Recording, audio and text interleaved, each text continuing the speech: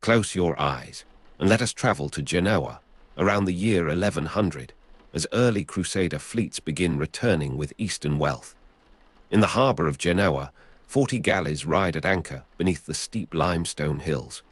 Sailors unload goods that may include Syrian cotton and Palestinian wine, said to be the first fruits of a treaty struck with a ruler named Bohemond of Antioch during the crusading period. The city stretches barely 2 miles along the shoreline, pressed between the mountains and the Ligurian Sea, yet its merchants have already begun to build something that will outlast any cathedral wall. You are in the harbour of Genoa, at the beginning of 3 centuries that will carry these ships to the Black Sea, to the Alum mines of Phocaea, and eventually to the fatal waters off Chioggia. You are standing at the harbour before sunrise, when the sky above the Ligurian coast is still the colour of wet slate, and the maestro wind has not yet begun its daily passage from the northwest. The city extends perhaps 2 miles along the shoreline, pressed between the Apennine foothills and a sea whose depth of blue will reveal itself only as the light strengthens. Around you, the shallow harbour requires constant attention from dredgers who work through the dawn hours, their wooden shovels lifting silt onto flat-bottomed barges that will carry it beyond the mole. The natural anchorage here is unremarkable compared to the sheltered lagoon of Venice or the broad mouth of Pisa's Arno. Yet men have chosen to labour against this deficiency for generations, determined that Genoa shall remain the Porta del Mondo, the gateway of the whole world. You feel the cold air moving across your face, carrying the smell of pine resin from corked hulls where it mingles with the rotting seaweed exposed by the retreating tide. The planks beneath your feet are slick with salt and fish oil, worn smooth by the passage of countless dockworkers in wooden clogs whose clatter has become the percussion of this hour. Somewhere to your left, a barrel of wine rolls across the wharf, its oak staves vibrating against the stones as 2 men guide it toward a waiting lighter, their voices rising in the nasal cadences of the Ligurian dialect, that speech which incorporates Provençal flourishes and Arabic loanwords, absorbed through decades of commercial contact with the Mediterranean's eastern shores. The forest of masts before you belongs to the returning Crusader fleet, those Tarides and larger vessels that have carried Genos, Enterprise to the Levant, and back again. These clinker-built ships, constructed after northern European models in the Giasteria district, near where you stand, ride low in the water with their holds packed with the accumulated wealth of 3 continents. The striped blue and white garments of sailors moving among the rigging identify them unmistakably as Genos even at distance, this practical convention of dress serving the essential function of recognition when men must be identified quickly amid the confusion of foreign ports and contested anchorages. By 1100, Genoa had achieved a significant degree of autonomy, though the timing and nature of its independence from imperial authority remains debated among historians. The commune traditionally elected its own consuls, administered its own justice, and negotiated treaties with powers that acknowledged no superior but the emperor, whose authority was often more legal fiction than lived reality. You observe this self-governance in miniature as a clerk in sober dress descends from the direction of the cathedral precinct, carrying leather satchels toward the ecclesiastical scriptorium where the documentary habits of the Republic are being established with characteristic thoroughness. This clerk will record the cargo manifest of a single vessel, noting quantities of grain and wax, bundles of fur, sacks of salt and nuts, the preserved fish and caviar that complement the more celebrated luxuries of spice and silk. The grain trade forms the nutritional foundation upon which the Republic's survival depends, for the mountainous hinterland produces olive oil and wine in abundance, even silk of respectable quality, yet cannot yield sufficient grain to feed a population now numbering approximately 20,000 souls. That population makes Genoa smaller than its rival Pisa at this point in time, though growing with evident rapidity, its increase visible in the new construction climbing the slopes behind you. The urban landscape is said to be dominated by tall stone towers built by noble families for purposes of defense and prestige, with these vertical structures reportedly rising to considerable heights and creating a skyline that some compare to a ship's masts. One of these towers casts its shadow across your path now, the cold darkness passing over sun-warmed walls as the afternoon progresses, though you have arrived too early for this particular phenomenon and must imagine it from the evidence of your chilled hands and the dew still gathering in the tower's lee. The children of Genoa are already climbing the rocky slopes above the city walls, their small figures visible against the grey-white limestone cliffs that provide such striking contrast to the deep blue of the sea. They gather wild herbs in wicker baskets, contributions to household economies where every member must labor according to capacity. Their fathers remain below, negotiating in the harbor with merchants whose factors await them in Antioch, in Alexandria, in the emerging network of correspondence and credit that will eventually span 3 continents and bind the medieval economy into something approaching a coherent system. A merchant you cannot see sits in an upper chamber somewhere in the dense fabric of the city, penning instructions to his representative in the Crusader states, beginning a correspondence that will outlast the present season and perhaps the present generation. The water supply of Genoa depends upon cisterns fed by winter rains and a single Roman aqueduct whose capacity proves frequently inadequate in summer, when the population swells with transient sailors and the demands of sanitation become acute.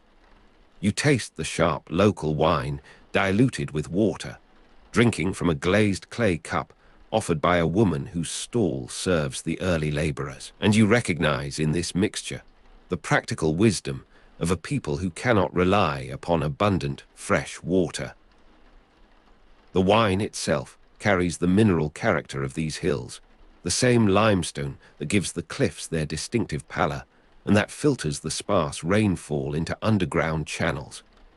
Lavagna and Rapallo, along with other coastal settlements to the east, have acknowledged Genoa supremacy by this date, some through negotiated treaty and others through the application of force that remains an available instrument of policy. The Republic extends its influence along the Riviera di Levante, projecting power from its narrow coastal strip toward territories that recognize the advantage of association with this ambitious city. You are witnessing the consolidation of what would become known as a Maritime Republic, one of several such city-states that rose to prominence in Italy during the Middle Ages, among them Venice, Pisa, Genoa, and Amalfi, each with its particular character and sphere of operation. The Cathedral of San Lorenzo stands incomplete in the upper city, and if tradition holds, its consecration may have awaited the year 1118, though construction likely continued well beyond that date. For now, its rising walls and temporary wooden roof shelter the liturgical life of a community whose piety does not prevent vigorous participation in the slave trade, that commerce revived as legacy of the Roman economic world, wherein human beings represented goods of high economic value, and moved across the Mediterranean according to the same principles that governed the transport of grain or wax. The Genoese make their greatest profits from this combination of grain and human merchandise, the one sustaining the body's need for bread, the other satisfying the labor requirements of an expanding economy. Shipbuilding was said to concentrate in the Giudecca district, where oak purportedly imported from alpine valleys was shaped into keels, strakes, and frames for clinker-built hulls of taride.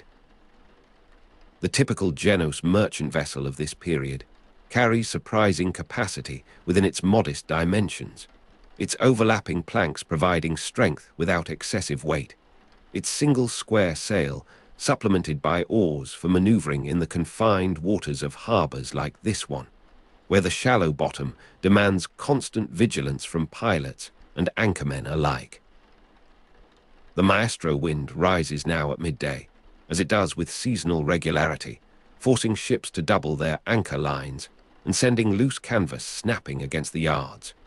You feel its pressure against your shoulders, cooler than the morning air, carrying the scent of distant weather systems moving across the Gulf of Lion.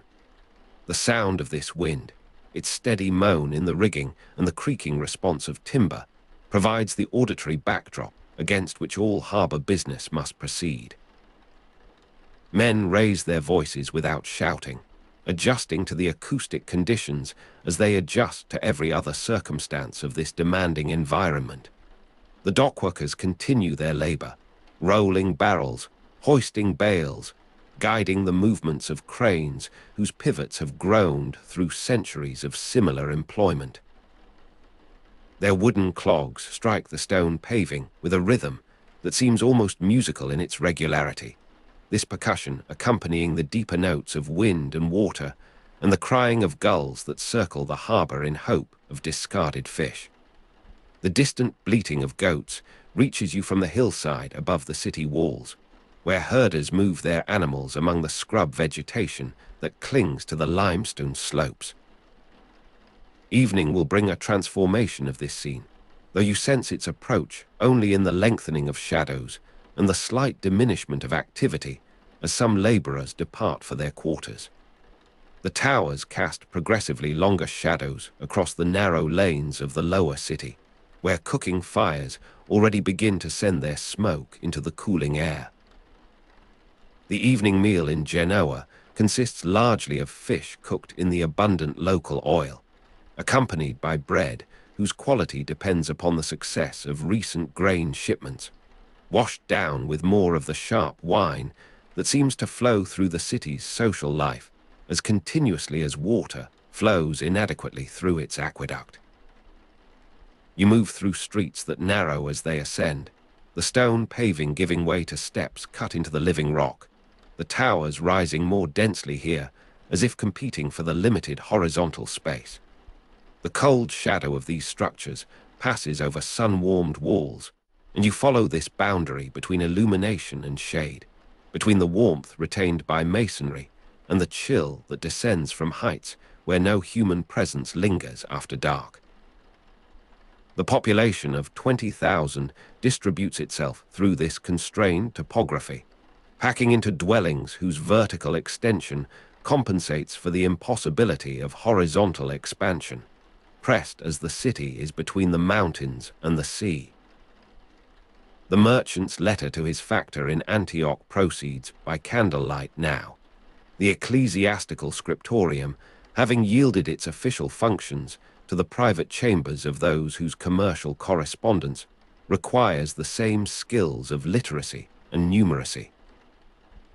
This particular merchant deals in spices and silk, in the products of the mountainous hinterland and the imports of the Levantine markets, his operations illustrating the complexity of an economy that cannot be reduced to any single commodity, however profitable. Yet the grain trade remains foundational, the daily bread that permits all other enterprises to continue, and the slave trade persists as an inheritance from antiquity, a commerce in human beings whose economic rationality few question, and whose moral implications fewer still permit themselves to examine. The returning Crusader fleet represents the most recent chapter in this ongoing story, the masts that crowded the harbor at dawn now thinning as vessels depart for their home berths or proceed to other destinations along the coast. Lavagna and Rapallo have sent their own representatives to participate in the distribution of spoils and the negotiation of future ventures, acknowledging through their presence the supremacy that Genoa has established. The Porta del Mondo receives the traffic of the world and sends forth its own expeditions in return, the shallow harbor requiring constant dredging, the maestro wind demanding respect, the limited water supply imposing its own constraints upon ambition.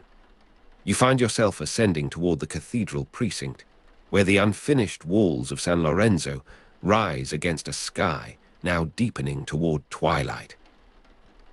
The grey-white limestone of the cliffs has shifted through the day from pale morning silver to the warmer tones of afternoon, and now to a violet grey that merges with the approaching darkness. The deep blue of the sea persists longer, retaining its colour as the sky above it fades. This contrast between water and land, between the horizontal plain of the Mediterranean and the vertical assertion of the Apennine foothills, defining the visual experience of this place. The children who gathered herbs have descended from the slopes, their baskets filled with greenery that will flavour the evening meals of households scattered through the dense urban fabric. Their fathers conclude the negotiations that have occupied the harbour through the daylight hours, agreements recorded in the developing documentary tradition that will characterize Genoa's administration across the centuries to come. The clerk's pen moves across vellum in the scriptorium, establishing precedents for the systematic governance of commerce that other cities will eventually emulate. Night settles over the harbour with a softness that surprises after the clarity of the Mediterranean day. The stars emerge in patterns familiar to sailors who navigate by their reference, the same stars that guide the correspondence network extending toward Antioch and beyond. A single lamp burns in the upper chamber where the merchant continues his letter, the scratching of his pen audible in the sudden stillness that follows the cessation of wind. The maestro has departed with the day, leaving a calm that allows smaller sounds to assert themselves. The lapping of water against hulls, the settling of timbers, the distant voice of a watchman calling the hour in a city that governs itself, that maintains its independence, that presses its narrow territory between mountain and sea with a determination that has carried it through the 10th century and will carry it forward through the centuries to come. The towers stand dark against a sky now fully given over to darkness, their silhouettes still suggesting masts, still identifying this place to any who might approach from the water. The cooking fires have diminished to embers in the narrow lanes, the smell of fish and oil lingering as the primary sensory impression of the evening hours. You feel the temperature dropping, the stone beneath your feet releasing the heat it accumulated through the day, the air moving gently from the land toward the warmer surface of the sea. The last light has faded from the limestone cliffs. The harbour rests in preparation for another dawn, when the dredgers will resume their endless labour, and the clerks will return to their documentary disciplines, and the children will climb again toward the wild herbs of the slopes. For now there is only the darkness, and the stars, and the gradual slowing of all motion into the stillness from which morning will eventually summon it back. The water touches the hulls with a soft percussion. A goat calls once from the hillside, then is silent. The cold shadow of the towers has merged with the general darkness, indistinguishable now, complete. Somewhere, a single wooden clog strikes stone, then pauses, then does not strike again. The wine in your cup has reached its final dilution, the taste of water predominant, the sharpness merely memory. The letter to Antioch awaits its sealing, the wax warming over a flame that gutters in the still air of the upper chamber. The harbour breathes, the city breathes.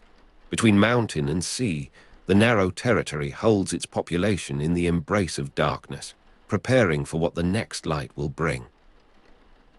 Dawn arrives over Genoa on a morning in April, in the year 1143, and you are standing among the gathering citizens in the Pisa before the Cathedral of San Lorenzo. The Compagna Communis, the oath-bound association that emerged in the early 12th century as a mutual defense and trade compact, has summoned its members to witness a transformation. Around you, the merchants and artisans shift their weight upon the cold paving stones, their breath visible in the lingering chill of the Ligurian spring. The cathedral doors stand open, and from within comes the murmur of preparation, the echo of oaths soon to be sworn in Latin. voices that will overlap in the cathedral's acoustic and linger in the vaulting long after the speakers have departed.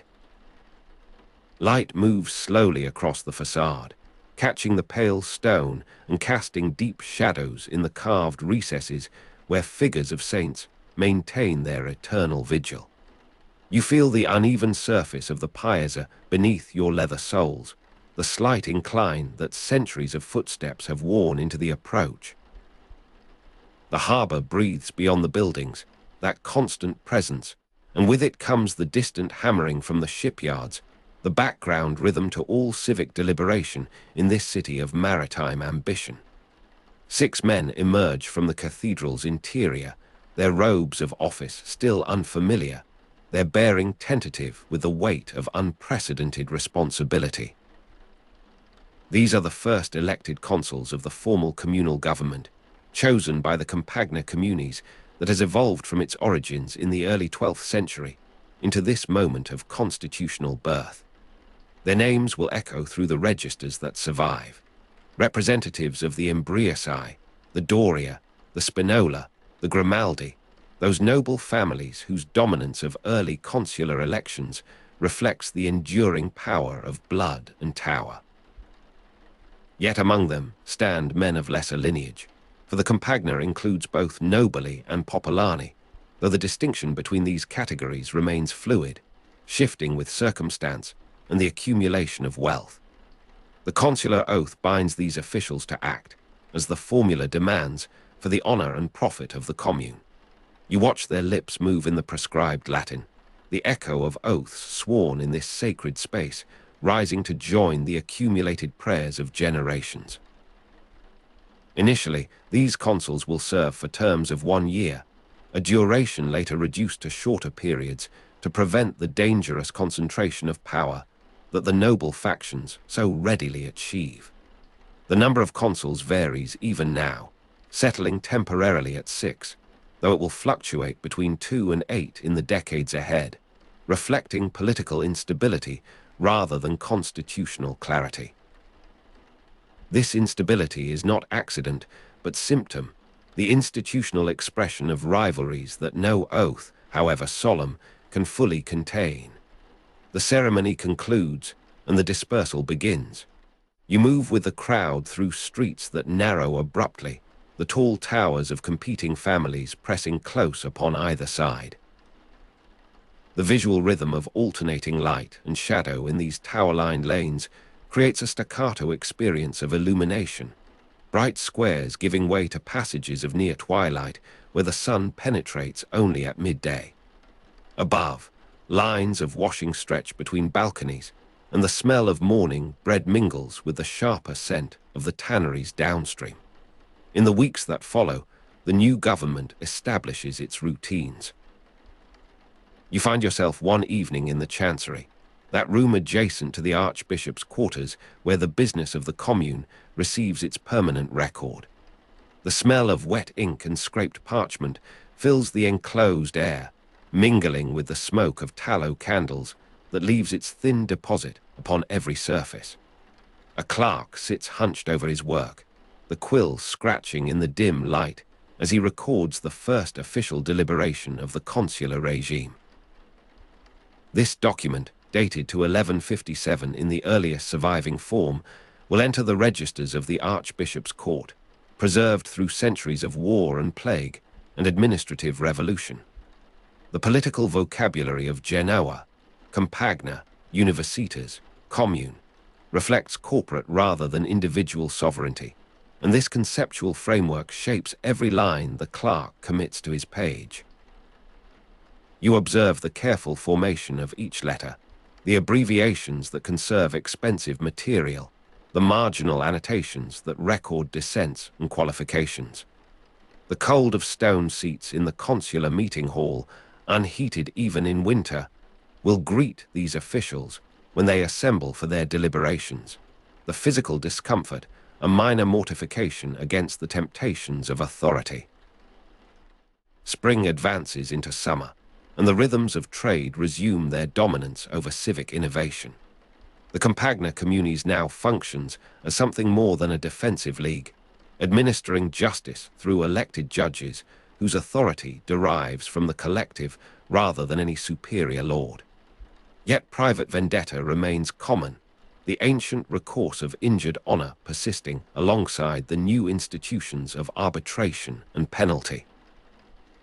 Military service remains compulsory for members, with penalties for non-attendance on campaign, and the harbor fills with vessels preparing for the season's expeditions against common enemies or in pursuit of commercial opportunity.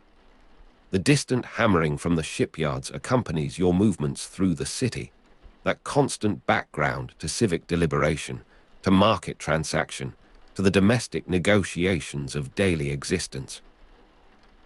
You pass through the gate that leads toward the eastern quarter, where the Doria Tower rises above its neighbors, a statement of family pride and martial readiness that the commune's new authority cannot yet challenge. Autumn brings the first test of the consular system.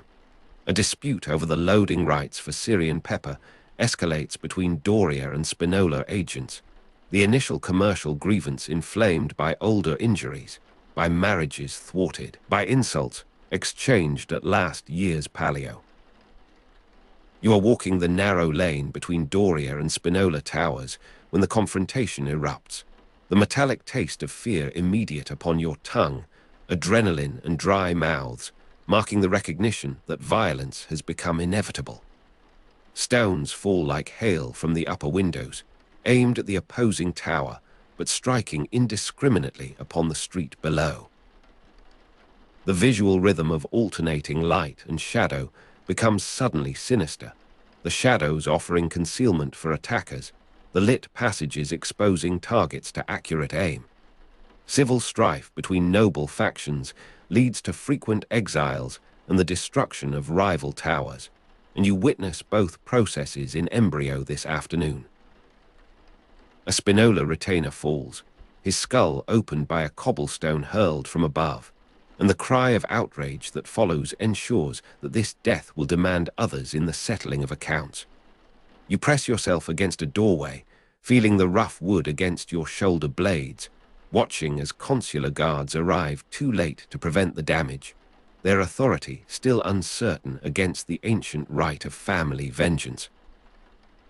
The Compagna Communis faces its fundamental limitation in moments such as these. Their collective will prove insufficient to restrain the passions of the great families whose dominance of early consular elections ensures their continued immunity. You observe the guards' hesitation, their unwillingness to arrest men whose cousins and clients will remember the offense and exact repayment with compound interest. Winter closes around the city, and with it comes an experiment in borrowed authority. A podesta from Pavia arrives by the mountain road, his escort modest, his expectations founded upon the success of such external magistrates in other Italian cities, where fractious politics have demanded impartial intervention. You encounter him first in the tavern near the harbor, his foreign accent mocked by sailors who mimic his Lombard vowels with cruel precision.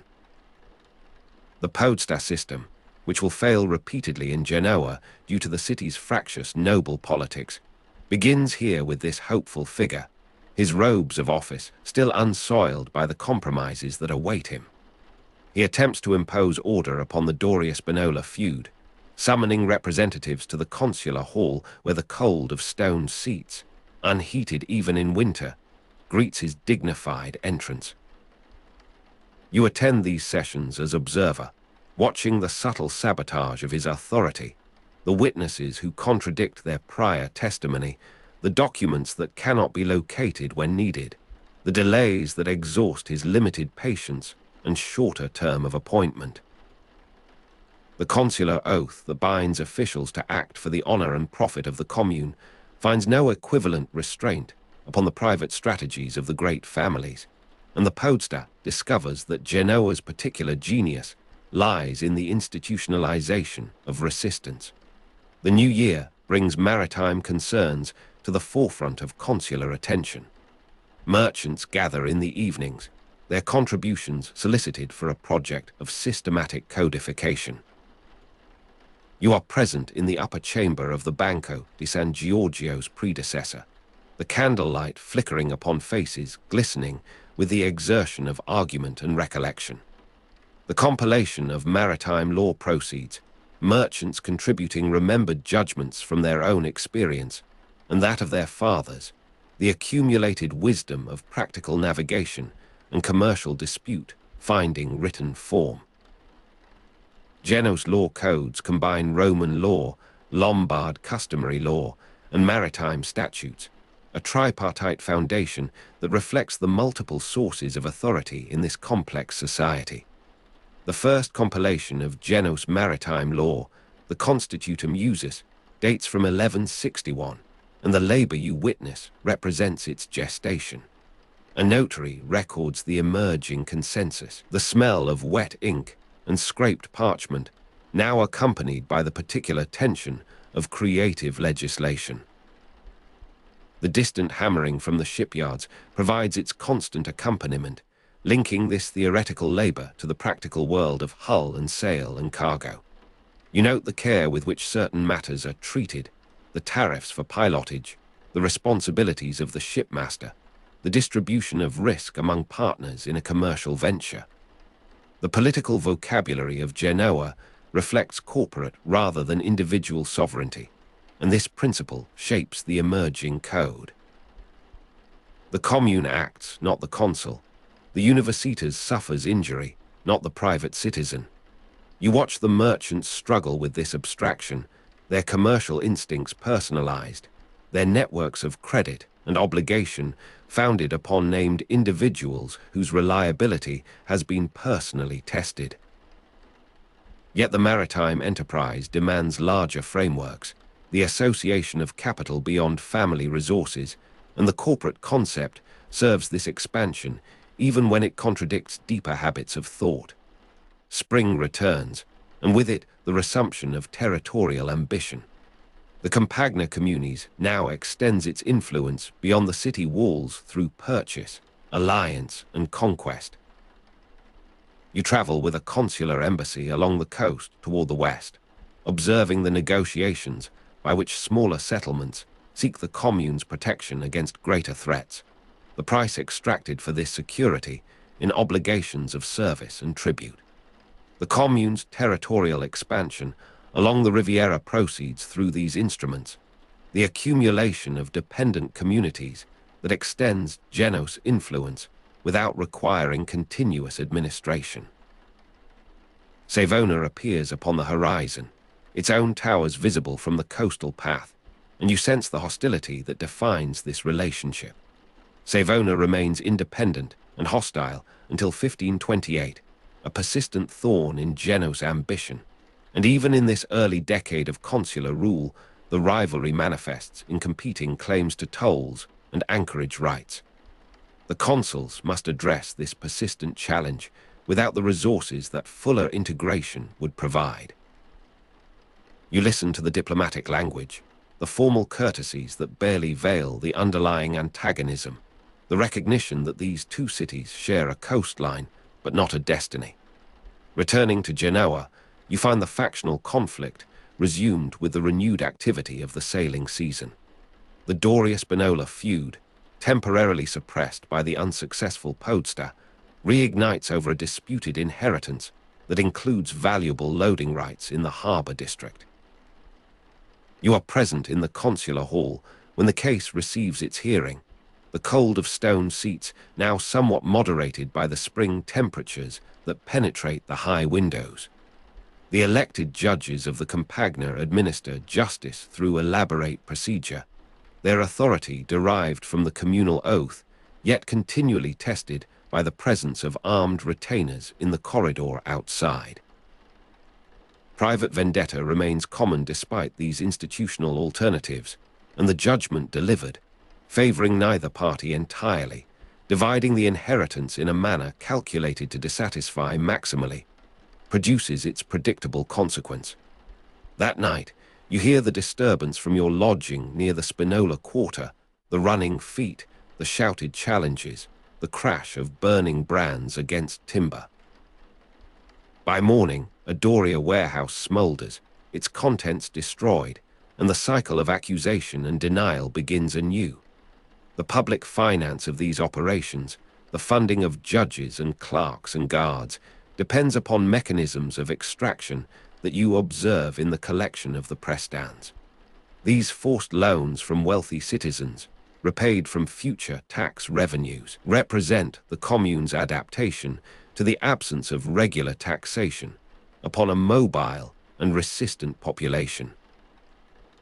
You watch the assessments being prepared, the notaries calculating proportional contributions based upon declared property and estimated trade volumes, the inevitable disputes that precede actual payment.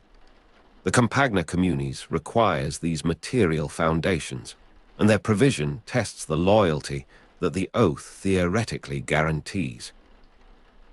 Summer heat builds upon the stone city, and the harbor becomes unbearable by midday, the confined water producing odors that drive sensitive nostrils inland. You seek the relative coolness of the cathedral, its thick walls maintaining a temperature several degrees below the exterior, and there encounter the echo of oaths sworn in Latin as another consular inauguration proceeds. This new college of 8 represents a recent expansion, the inclusion of additional factions in an attempt to broaden the governing base. Their installation complete, you follow the procession to the palace, the formal assumption of their functions marked by the receipt of seals and registers. The earliest surviving consular deliberations date from 1157, recorded in the registers of the Archbishop's court, but the current records accumulate in less secure locations, vulnerable to fire and flood, and the deliberate destruction of inconvenient documentation. You observe the careful custody of these materials, the locked chests, the duplicate copies maintained in separate locations, the awareness that written evidence constitutes power in a society where memory alone proves malleable. The Maritime Code approaches completion, and you attend the final sessions of its compilation. The merchant participants display a satisfaction mixed with anxiety, their voluntary contribution of expertise now transformed into binding obligation. This principle receives its most extensive practical application in the maritime sphere, where the risks of ocean voyage demand collective arrangements beyond individual capacity. Autumn gales begin to trouble the harbor, and with them comes the failure of another Podestar experiment. The external magistrate from Pavia, his successor from Bologna, both depart having achieved little beyond the demonstration that imported solutions cannot overcome the city's fractious noble politics. You witness the final departure of the Bolognese, his luggage searched at the city gate for concealed documents, his foreign accent mocked in the taverns one last time by crowds that have gathered specifically to ensure his humiliation. The consuls resume their direction of affairs, the inadequacy of their authority preferable to the demonstrated impossibility of external remedy. The winter solstice approaches, and with it a crisis that exposes the deepest tensions of the consular regime. A Grimaldi conspiracy against the current college, motivated by exclusion from the most lucrative harbor offices, is discovered through the indiscretion of a drunken confidant. You learn of it in the chancery, where urgent consultations replace the normal routine, the smell of wet ink and scraped parchment now overlaid with the sweat of anxious men. The military service that remains compulsory for members becomes the instrument of punishment, the conspirators assigned to the most dangerous forthcoming expedition against the Saracen threat in the Balearic Islands. An exile departs by night, his tower sealed and his name struck from the Compagna register. You are positioned upon the wall above the eastern gate, watching the small party descend toward the road that leads toward the Lombard plain. His figure, wrapped against the cold in cloaks whose quality betrays his former status, moves slowly, perhaps from injury sustained in the brief struggle of his arrest, perhaps from the weight of disgrace. The tower he leaves behind stands dark against the starlit sky, its windows boarded, its inhabitants dispersed among allied families or reduced to dependence upon charity. You have witnessed both processes, now in their complete sequence. The gate closes behind him, the bar descending with a sound of finality that carries in the still air. You remain upon the wall, feeling the stone's gradual surrender of stored warmth, the distant hammering from the shipyards, stilled at this hour, yielding to the quieter sounds of a city preparing for sleep. The Compagna Communis has survived this test, its formal government of elected consuls demonstrating sufficient resilience to process conflict without dissolution. Yet the questions persist as you descend to the streets below. This very adaptability suggests the absence of foundational principle. The consular oath binds officials to act for the honor and profit of the commune, but the honor of the Imbriaci, the Doria, the Spinola, the Grimaldi frequently diverges from any communal calculation. You walk through lanes empty of all but the most necessary movement, the visual rhythm of alternating light and shadow reduced to monochrome by the overcast sky, the moon occasionally penetrating to mark your path with pale reference points. The cathedral stands at your approach, its doors closed until matins, the echo of oaths now merely memory and anticipation. You place your palm against its wall, feeling the slight vibration of ongoing prayer within, the monks who maintain the cycle of devotion regardless of political season. In this sacred space, the theoretical equality of Christian souls receives its liturgical expression, the contradictions with secular hierarchy temporarily suspended. Harborwards, the first grey of approaching dawn begins to separate sea from sky, the mountainous silhouette behind the city emerging from complete darkness. You move toward this lightening, past the shipyards where the distant hammering will resume within hours, beginning another day of productive noise. The Constitutum Usus awaits its promulgation, the maritime code that will govern Genoa's commerce for generations, now complete in its parchment registers. A vessel prepares for departure, its crew assembling upon the deck, and you observe the consular inspection that verifies its compliance with the new regulations. This vessel sails not for its master alone, but for the honor and profit of the commune, its successes credited to the collective, its failures borne by the partners according to their subscribed shares. The consuls have established this framework, their limited tenure paradoxically enabling the construction of enduring institutions. The exile's tower stands sealed as you pass, its door marked with the communal seal that prohibits entry under penalty of confiscation. You recall his departure, the small party descending toward the eastern road, his name struck from the Compagna register, the erasure that completes social death. This sealed monument awaits either reconciliation and reopening or the slow decay that follows permanent exclusion. The harbor breathes. The city breathes. You stand at the water's edge, the tide at its lowest ebb, the exposed stones slick with the residue of maritime industry, and wait for what the full day will reveal.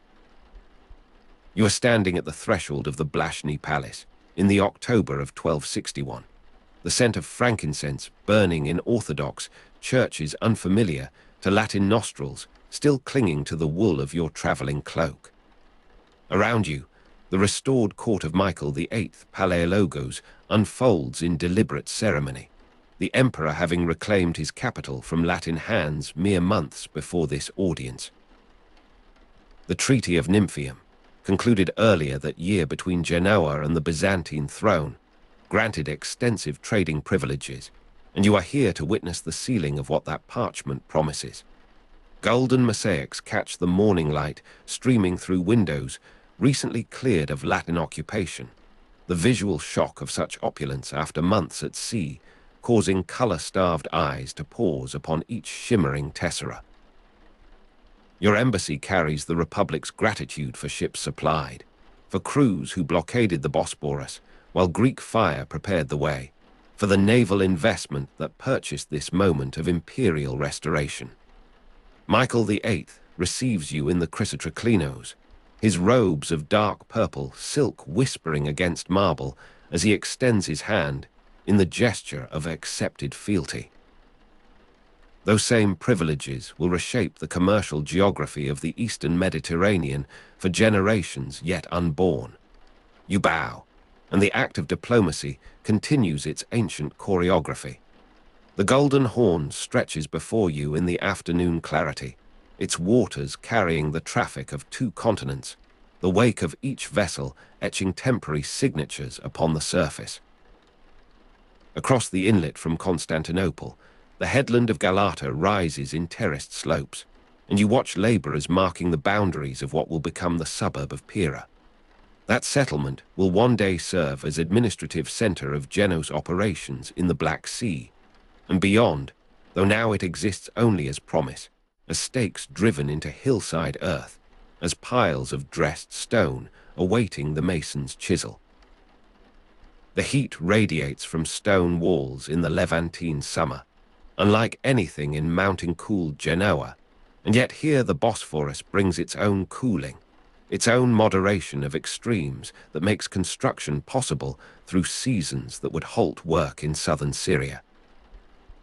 You observe the first foundation trench opened on the slope commanding the northern shipping lane, the initial stone laid for the fortress that will overlook the busy Golden Horn lanes where Byzantine customs boats and fishing craft already mingle with the deeper hulls of merchantmen. The architect explains his design in the technical dialect of his profession, pointing to cisterns for rainwater, to magazines for powder, to the circuit of walls that will eventually enclose a self-governing commune within sight of the imperial capital. Its early streets already follow the compass orientation that future consuls will inherit, the logic of commerce inscribed upon topography before the first warehouse receives its inaugural cargo. The taste of preserved lemons and rosewater, new flavors carried back to Ligurian kitchens, lingers upon your palate from the previous evening's reception, when Byzantine cooks demonstrated the preservation arts of the Eastern Palace. You walk the perimeter of the emerging settlement, noting how the terrain falls away to reveal the full sweep of the waterway, how each vessel entering or leaving Constantinople must pass beneath this gaze, this eventual fortification. The Nymphium Agreement included this strategic ground, this vantage point that Venice held until her support for the doomed Latin Empire brought her ruin. Laborers from Thrace mix with Ligurian specialists in the trench, their languages colliding in the universal grammar of physical instruction, of demonstration and imitation. The first stone for the fortress settles into its bed of mortar with a soft percussion, and the masons continue their row, their trowels scraping rhythmically against the wooden hod. Evening comes to the new settlement with the muezzin's call floating from the Asian shore, a sound that the Latin occupants of recent decades attempted to suppress, but which returns now as natural phenomenon, as temporal punctuation. You retire to the tent that serves as embassy headquarters, its canvas walls illuminated from within by the single flame of an oil lamp, your shadow magnified and diminished by its flickering. Documents await your attention, copies of the treaty in Greek and Latin, the careful phrasing that establishes jurisdiction over criminal cases, that fixes the rate of customs payment, that guarantees the free departure of any Genos wishing to abandon the enterprise. Your successors will interpret those privileges, will defend them, will occasionally stretch them beyond their intended meaning. Sleep comes slowly, the unfamiliar sounds of a city rebuilding itself intruding upon the edge of consciousness, the distant bark of dogs, the night cry of the watch, the eternal movement of water against hull and shore. You are standing in the warehouse district of Acre in the spring of 1289, though the date matters less than the quality of light, the particular amber of oil lamps in the hour before dawn. The Genos quarter there survived until the city's fall in 1291, longer than most European enclaves, and you are present in its final years, its final flourishing before the catastrophe that approaches with the patience of geological time, of empires consolidating their fragmented territories. Merchants count bales of cotton by lantern light as the Mamluk threat gathers beyond the walls, their fingers moving across the coarse weave with the automatic knowledge of long practice. The texture of coarse Syrian cotton against the skin, softer than homespun Ligurian wool, fills your senses as you lift a sample to the lamplight, examining its quality for the factors who will determine whether this shipment proceeds to the looms of Flanders or returns to Aleppo for finishing. Around you, the Fundaco of the Genos nation encloses its courtyard in 4 stories of residential and commercial space, the sound of multilingual bargaining rising through the open central well to where you stand upon the upper gallery. In Tyre, Genoa maintained a similar establishment for storage and lodging, but Tyre has fallen, its harbour choked by the rubble of its own towers, and Acre receives the displaced, the rerouted, the survivors of contraction. The Embriaci family established a semi-independent lordship in Duel, lasting until this very year of 1289, and you have seen their coastal stronghold from the deck of your vessel, its limestone walls catching the Mediterranean light in the particular manner of Crusader construction, the European military imagination adapted to Levantine materials and methods. That lordship ends even as you stand here in Acre, its final heir extinguished or dispersed, the family name becoming memory, becoming footnote, becoming the stone carving that future travelers will photograph without comprehending its original significance. Their fate instructs you in the fragility of these coastal establishments, the narrow margin between prosperity and extinction that defines existence in the Crusader states. You descend to the courtyard, where the day's first transactions already commence, where Armenian brokers present samples of Iranian silk to cautious buyers who must assess quality without certain knowledge of origin, of true production cost, of the markups accumulated through intermediaries.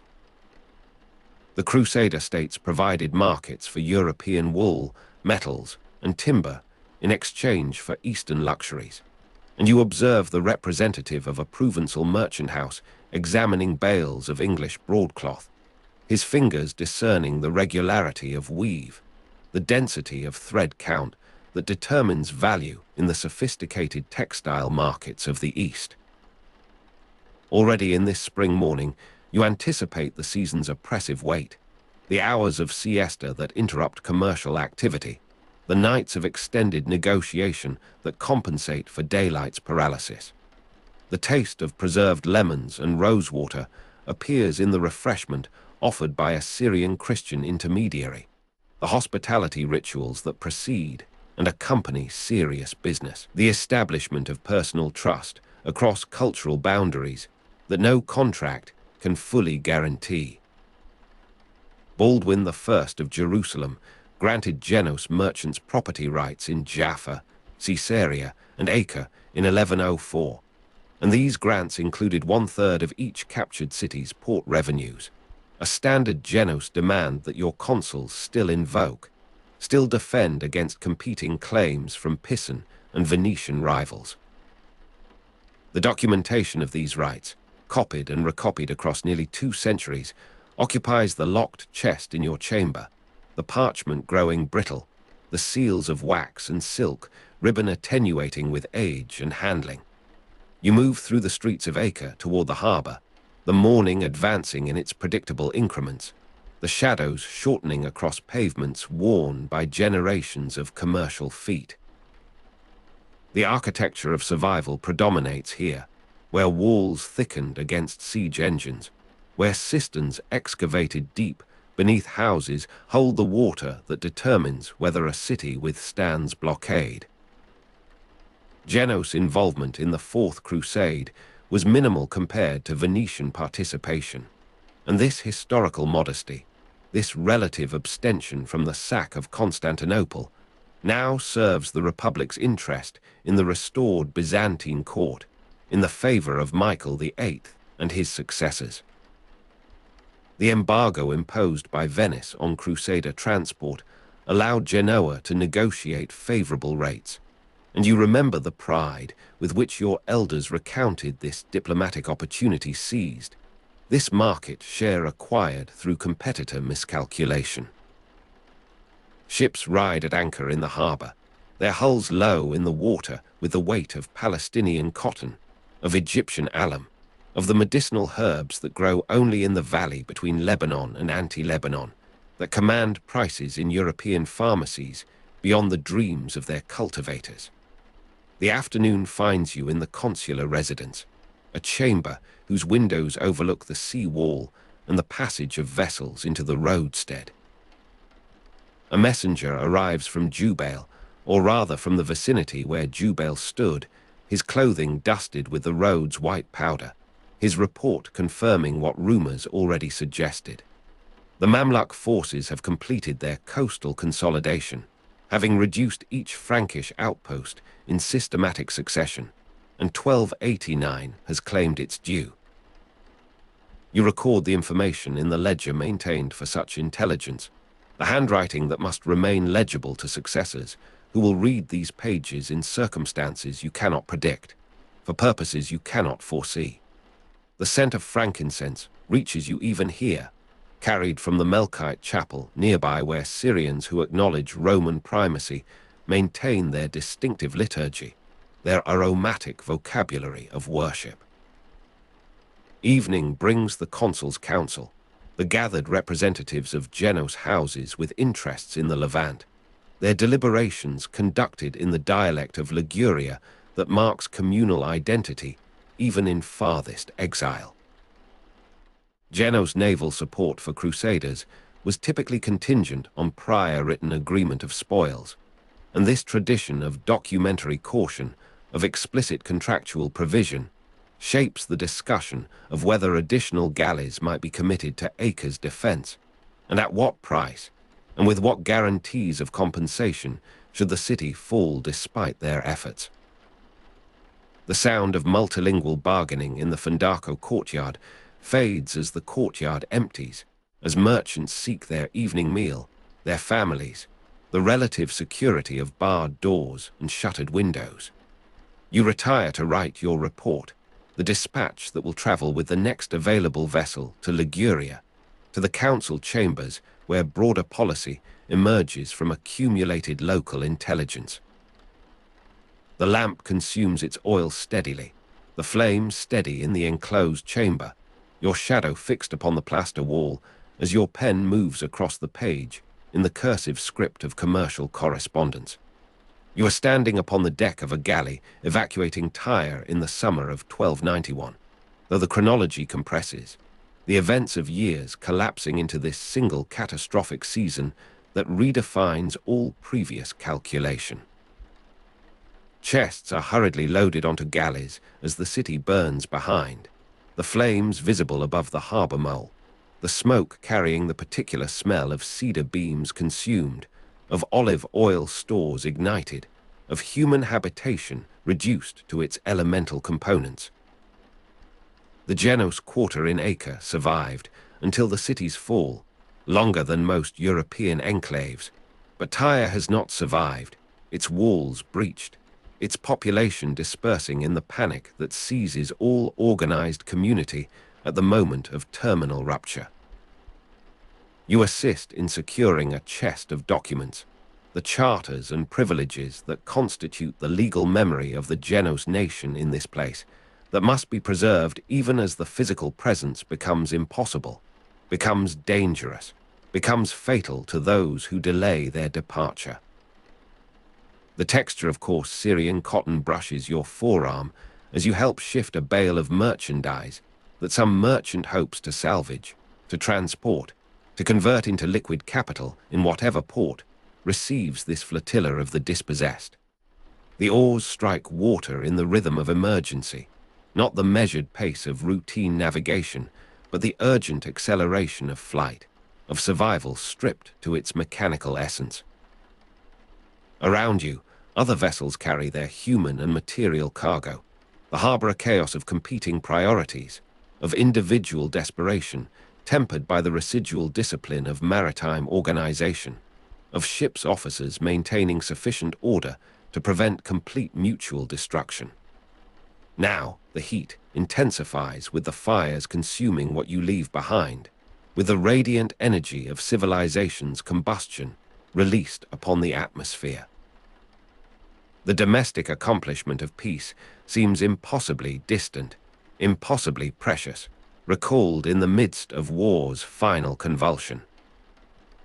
The failure of Louis IX's Tunis crusade in 1270 damaged Genoa's prestige and finances, and you remember how that earlier disaster seemed definitive, how the Republic's commitment to royal ambition brought only loss, only the diminishing of resources that might have strengthened these coastal positions, might have delayed the moment that now engulfs you. The city diminishes as the galley clears the harbor entrance, the flames becoming smaller, becoming picturesque, becoming the subject of future narration rather than present emergency. Yet the sound reaches you still, the human volume of defeat, of populations discovering the limits of fortification, of faith, of the commercial networks that sustained these outposts against the logic of geography, of demography, of political consolidation. The evacuation enters its formal completion as the last vessels clear the mole, as the last desperate swimmers are hauled aboard or left to the water's indifferent custody. You sit upon a coil of rope, the wooden deck rising and falling with the swell that begins beyond the harbor's protection, your breathing gradually slowing from its panic rhythm towards something sustainable, something that acknowledges survival while mourning its cost. The fall of Acre in 1291 eliminated Genoa's mainland Levantine bases, shifting focus to Cyprus and the Black Sea. And though Acre still stands as you float here upon this summer sea, its fall is already determined, its survival measured in days rather than years, in the desperate arithmetic of diminishing supplies and overwhelming force. Night falls upon the water with the abruptness of Mediterranean latitude, the stars emerging in their familiar patterns, the navigational knowledge that transcends political change offering its silent reassurance. You wrap yourself in a spare sail, the fabric stiff with salt and previous use, and attempt the sleep of exhaustion, of bodies pushed beyond their ordinary capacity for alertness, for vigilance. Dreams do not come, or if they come they arrive as fragments without narrative coherence, the golden mosaics of Constantinople revisited without context, without the surrounding sequence of voyage and arrival that gave that moment its meaning. The galley continues its southward passage, the coast of Palestine visible as darker absence against the starry horizon. The occasional flash of surf upon rocks marking hazards that the steersman avoids through accumulated professional memory. The scent of frankincense seems to cling to your clothing still, though whether this represents actual residual odor or the olfactory hallucination of trauma, you cannot determine, do not attempt to determine, except as one more element in the disordered experience of this night, this transition between established life and uncertain future. You are standing in the customs house of Famagusta in the spring of 1306, the harbour beyond the arched windows busy with the traffic that has relocated from lost mainland ports, that has found in Cyprus this secondary possibility, this diminished but still functional sphere of operation. Henry II of Cyprus confirmed Genoa's trading privileges at Famagusta in that year, and you are present for the ceremonial reading of that confirmation, for the establishment of new routines that approximate the old, that translate mainland practice into island conditions. A dragoman translates between a Genoese captain and a Cypriot customs official, each testing the other's accuracy, the linguistic performance that determines whether cargo passes swiftly into warehouse or remains detained for further examination, for the extraction of additional fees, for the demonstration of bureaucratic power that characterizes all port administrations, regardless of their political affiliation. The Levantine experience taught Genos administrators the value of documentary precision in cross-cultural negotiation, and you observe the captain presenting his papers, his bills of lading, his certificates of origin and quality, each document examined by the dragoman before rendering into the Greek that the official commands, that the legal framework of Lusignan Cyprus requires. Arabic-speaking dragomans became essential personnel in Eastern operations, and you note the particular individual performing this translation, his costume ambiguous between the European and the Oriental, his speech carrying the accent of someone native to neither community, but competent in both, the cultural position that enables his profession, that simultaneously marginalizes him from full belonging in either world. The sound of multilingual bargaining resumes in this new location, the courtyard of the Genos establishment in Famagusta, echoing with the familiar cadences of commercial negotiation, of risk assessment and price determination, of the credit instruments that extend transaction across time and distance. Cyprus shares the mainland's thermal reality, this seasonal intensity that shapes working hours, that determines architectural form, that distinguishes the Eastern Mediterranean from the maritime climate of the Republic's origins. You move through the warehouse examining the goods that have arrived from the Black Sea, from the newly developed route that Pera's establishment has made possible, the grain and slaves and fur that compensate for the lost Palestinian cotton, the lost Syrian silk. Those privileges of 1306 replicate in modified form the arrangements that governed Acre, that governed Tyre, that persist in diminished fashion wherever the Republic maintains physical presence. The physical remnants of Genos' presence, churches, warehouses, tomb inscriptions, survive in modern Lebanon and Israel, but you cannot foresee this survival, cannot imagine the archaeological future that will recover your traces, can only attend to the immediate demands of commerce, of consular administration, of the personal relationships that enable or obstruct each transaction. The texture of coarse Syrian cotton appears in samples from the last mainland shipments, the stock that Cyprus merchants accumulated before the final catastrophe, that now circulates as limited commodity, as memorial object, as material connection to interrupted supply.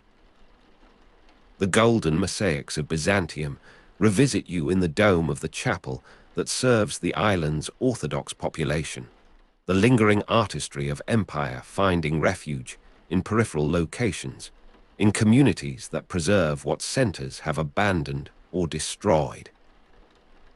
Evening brings you to the harbor's edge, the sun descending toward the Paphos Peninsula in the particular glory of Cypriot sunset, the sky achieving colors that seem impossible in the humid atmosphere of Liguria, the clarity of light upon water that has attracted painters in ages yet to come. The shift from mainland to island manifests around you in the vessels at anchor, in the conversations of merchants planning voyages to Trebizond, to Sinope, to the Crimean ports where Pera's consul maintains his residence, his jurisdiction over expanding spheres of Genos interest.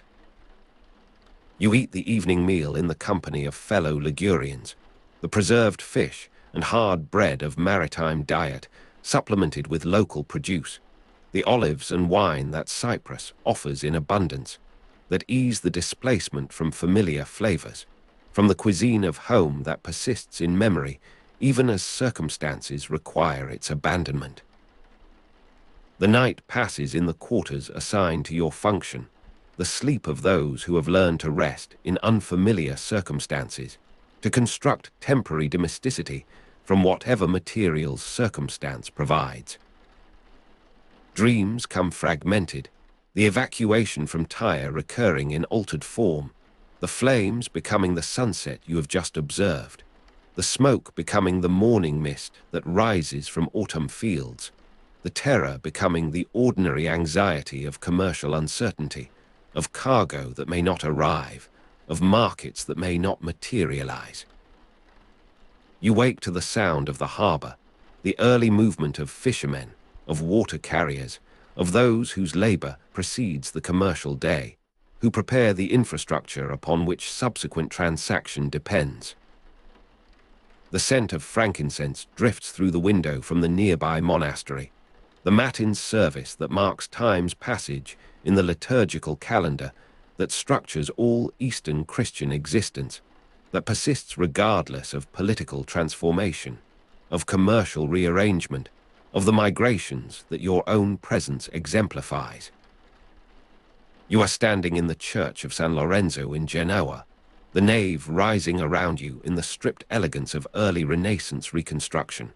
Though the chronology has shifted, has folded upon itself, has permitted this visitation to a moment before your own birth, before your own assignment to Eastern service, the imaginative projection that historical understanding requires, that empathy with around you, the stones of this Genos foundation hold the coolness of morning, the residual night chill that lingers in thick walls, even as August warmth gathers beyond the threshold. The year is 1284, and the Feast of the Transfiguration approaches, though you do not yet know what manner of transfiguration the waters between here and home will witness. Light enters through narrow windows in pale rectangular shafts, illuminating dust motes that drift in currents too subtle for conscious perception. The smell of incense clings to draped fabrics, to the wooden pews where merchants have knelt before embarking upon ventures that carry them toward Alexandria, toward Constantinople, toward the contested ports of Outremer. Somewhere above, a bell marks the hour with notes that reverberate through masonry, through the very structure of Geno's aspiration that this church embodies, that this outpost of Ligurian ambition sustains against the pressures of rival powers. You move through the portico into brightness that makes you narrow your eyes, the Mediterranean glare that August brings to these latitudes, the particular quality of light that seems to compress distance, to render visible objects both sharp and somehow insubstantial. Before you, the harbor of Acre extends in its morning activity, galleys riding at anchor, their masts describing irregular patterns against sky that fades from deep cobalt overhead to hazy white at the horizon. The rhythmic creaking of oarlocks carries from vessels preparing to depart, mechanical and relentless as breathing, that sound of human effort translated through wood and metal into the percussion of commerce and war. The news has arrived by fast dispatch, carried across the sea lanes that bind these eastern stations to the Ligurian coast. On August 6, 1284, in the channel between Pisa and the island of Meloria, the fleets of the two great maritime republics have met in decisive engagement. The outcome has already begun reshaping the balance of power that your own presence in this Levantine port demonstrates, that your own service depends upon. You are standing at the harbor at dawn in Genoa, though your body remains in Acre, the imaginative projection that historical understanding requires carrying you across the water to witness what the chronicles record, what the survivors will speak of in measured tones for decades thereafter. Genoa deployed approximately 78 galleys under the command of Oberto Doria and Benedetto Zaccaria. The Pisan fleet numbered around 72 galleys under Albertino Morosini and Ugolino della Gherardesca. These numbers will be disputed in later accounting, as numbers always are, but the approximate parity of forces makes the subsequent outcome more remarkable, more deserving of the commemoration that will follow. Around you, the merchants are unloading their cargoes in the Genos harbor, though the great expedition has departed, though the vessels that will fight at Meloria have already cleared the mole and made their way southward along the Tuscan coast. The cold air moves across your face as you stand upon the eastern shore of Meloria, the island that gives its name to the battle, that rocky outcrop where Genos lookouts have maintained their vigil through the night hours. Dawn reconnaissance from this elevation reveals the Pisan fleet emerging from Livorno, hulls dark against the brightening water, oars extending like the legs of insects in clumsy motion. You watch as the Genos observers signal their sighting, as runners carry word to the anchored fleet, where Oberto, Doria, and Benedetto Zaccaria have prepared their dispositions through the darkness, have planned the encirclement that their tactical doctrine favors over the direct collision that Pisan tradition expects. The smell of sweat from hundreds of rowers packed on benches reaches you across the narrowing water, mingled with bilge water, that compound odor of confined humanity working in unison toward purposes they comprehend only partially. Each galley carries approximately 100 to 120 oarsmen arranged in single file on each side, their bodies bent forward and pulled back in rhythms established by drumbeats, by the verbal commands of overseers, by the accumulated practice of months and years at these same benches. The rhythmic creaking of oarlocks accompanies every stroke, mechanical and relentless as breathing. That soundtrack of naval warfare in this age before gunpowder transforms the nature of maritime combat. The visual chaos of splashing oars and foaming wake spreads across the channel as the fleets converge, each vessel leaving its distinctive trail in water that shifts from deep blue to turquoise to white in the areas of disturbance. You taste salt spray drying on cracked lips during hours of waiting, that particular sensation of maritime exposure that no amount of experience fully habituates, that constant negotiation between the body's need for moisture and the environment's relentless extraction. The sun climbs higher, and the heat builds upon your exposed skin, upon the wooden decking beneath your feet, upon the armor that soldiers have donned in anticipation of the boarding actions that will determine this contest. The slow approach of battle lines, oars dipping in unison, drumbeats synchronizing strokes, creates an aesthetic of violence that belies the destruction to come.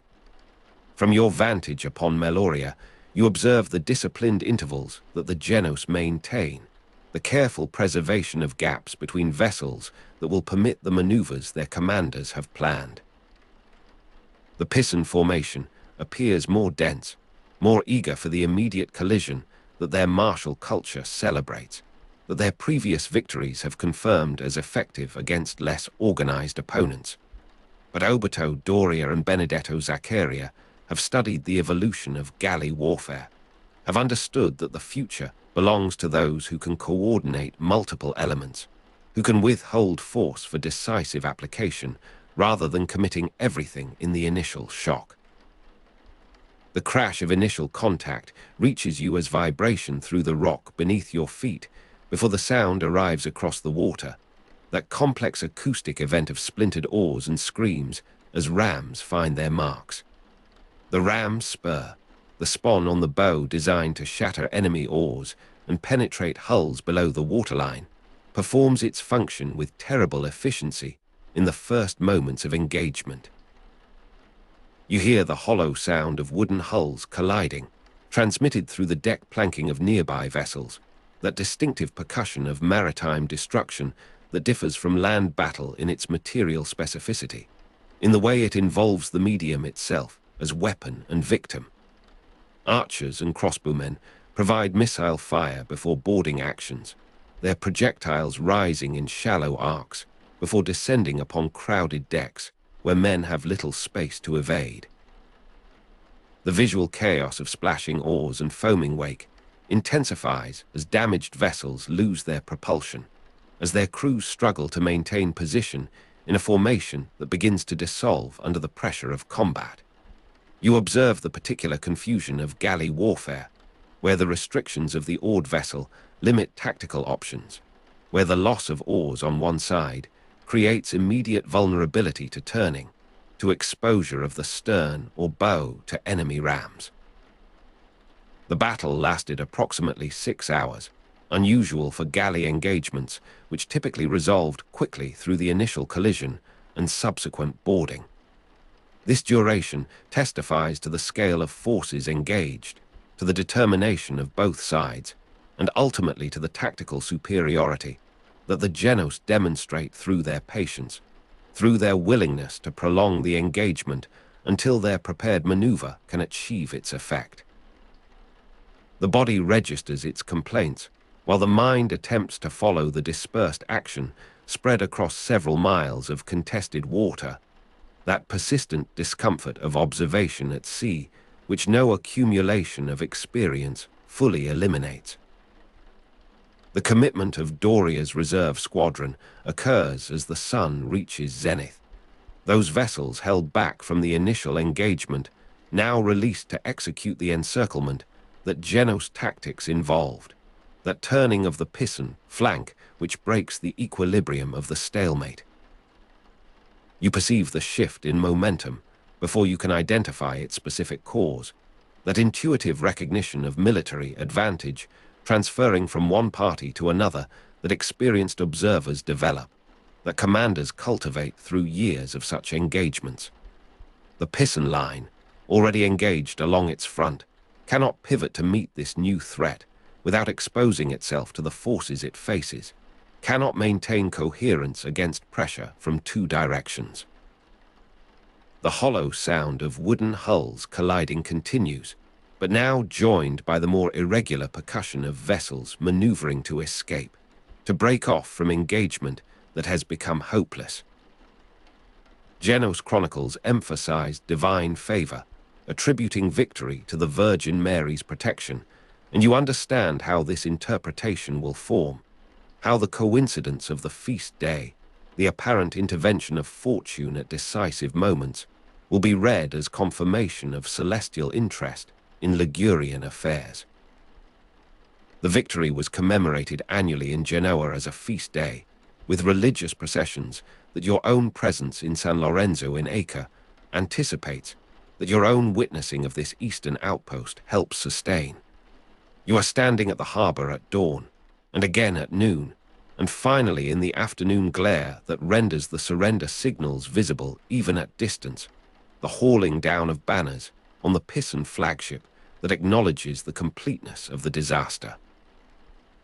Surrender signals on the Pisan flagship, the hauling down of banners in the afternoon glare, mark the formal conclusion of active resistance, though the killing and the capture continue in lesser vessels that attempt escape, that are run down by faster Genos pursuers.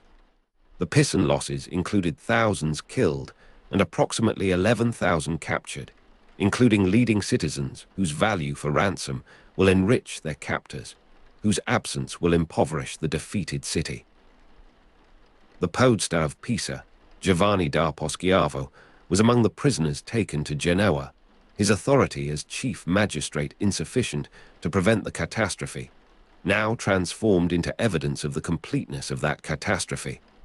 The long row back to Genoa begins as evening approaches, holds packed with shackled enemies, victory hymns sung on deck by crews whose exhaustion cannot suppress their triumph. You observe this return from your shifting perspective, sometimes aboard a victorious galley, sometimes upon the shore that receives the news before the vessels arrive, sometimes in the church of San Lorenzo in Acre, where the implications of this distant event are already being calculated, already affecting the negotiations that determine your own assignment, your own future in this Eastern service.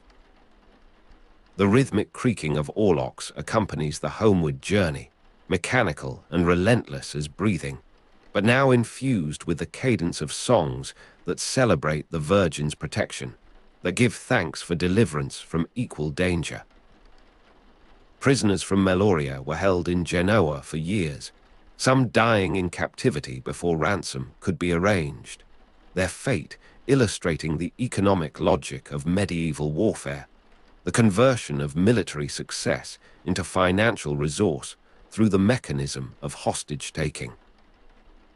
The economic impact on Pisa was catastrophic, forcing heavy borrowing and eventual submission to Florence, that inland power whose rise to Tuscan hegemony the defeat at Meloria facilitates, that transformation of peninsular politics which your own later presence in these regions will observe in its completed form. The defeat ended Pisa's ambitions as a maritime power and secured Genoa's dominance in the western Mediterranean, that dominance which the outpost at Acre exemplifies, which your own service extends into the final decades of the Levantine Crusader presence. Sardinia and Corsica, long disputed between the cities, passed definitively under Genoa's influence, those islands that control the sea lanes, that provide the naval bases necessary for sustained operations in these waters. The Genoese victory coincided with the Sicilian Vespers rebellion against Angevin rule, distracting potential Pisan allies who might otherwise have intervened, have altered the balance of forces or the diplomatic context that constrained Pisan options. You perceive this conjunction of events as historians must, as pattern emerging from contingency, as the narrative that subsequent telling imposes upon the chaotic actuality of lived experience, of individual fear and hope distributed across thousands of participants whose aggregate behavior constitutes the battle that you have witnessed in imagination, that the chronicles preserve in selective memory. Dante Alighieri placed Ugolino della Gherardesca in hell for alleged treachery at Meloria. Though historical basis remains disputed, that literary judgment upon one of the Pisan commanders, transforming him into eternal symbol of betrayal, while the historical Ugolino remains inaccessible, remains subject to the same evidentiary uncertainties that surround all accounts of this battle. You consider this afterlife of reputation, this translation of military failure into moral condemnation, as you stand in the church of San Lorenzo in Acre, as the light through narrow windows shifts toward afternoon, as the dust motes continue their slow procession in air that moves with currents too subtle for conscious perception.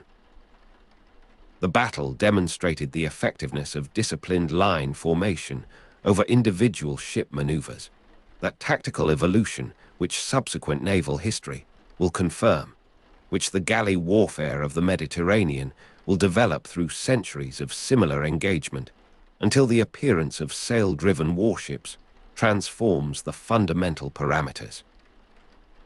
You understand yourself as witness to this developmental moment, your imaginative presence at Meloria licensed by the empathetic method that historical understanding requires, that your scholarly formation has cultivated through years of engagement with texts, with the material remains of past activity, with the landscapes that persist while their human significance transforms.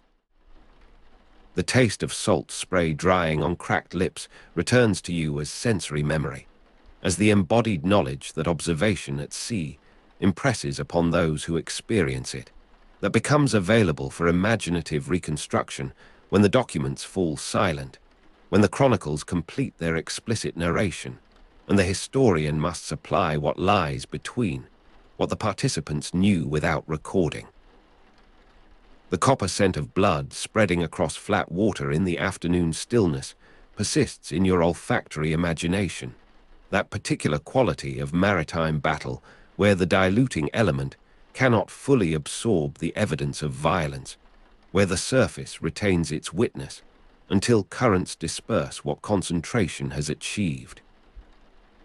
You are standing at the harbor at dusk, the light softening toward the rose and amber that Mediterranean evenings bring, the activity of the port continuing with that apparent indifference to human drama that commercial life maintains, that will resume even in Pisa, even in the aftermath of catastrophe, because the requirements of sustenance and exchange persist beyond the political transformations that occupy historical attention.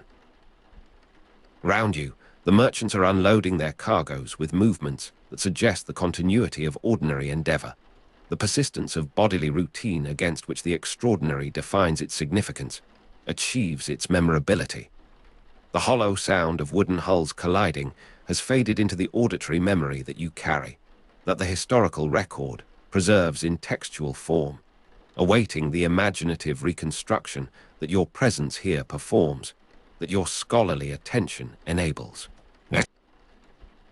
The visual chaos of splashing oars and foaming wake has resolved into the calmer water of evening harbour, into the regular patterns of anchored vessels and their reflections, the doubled world of surface and image that maritime environments provide.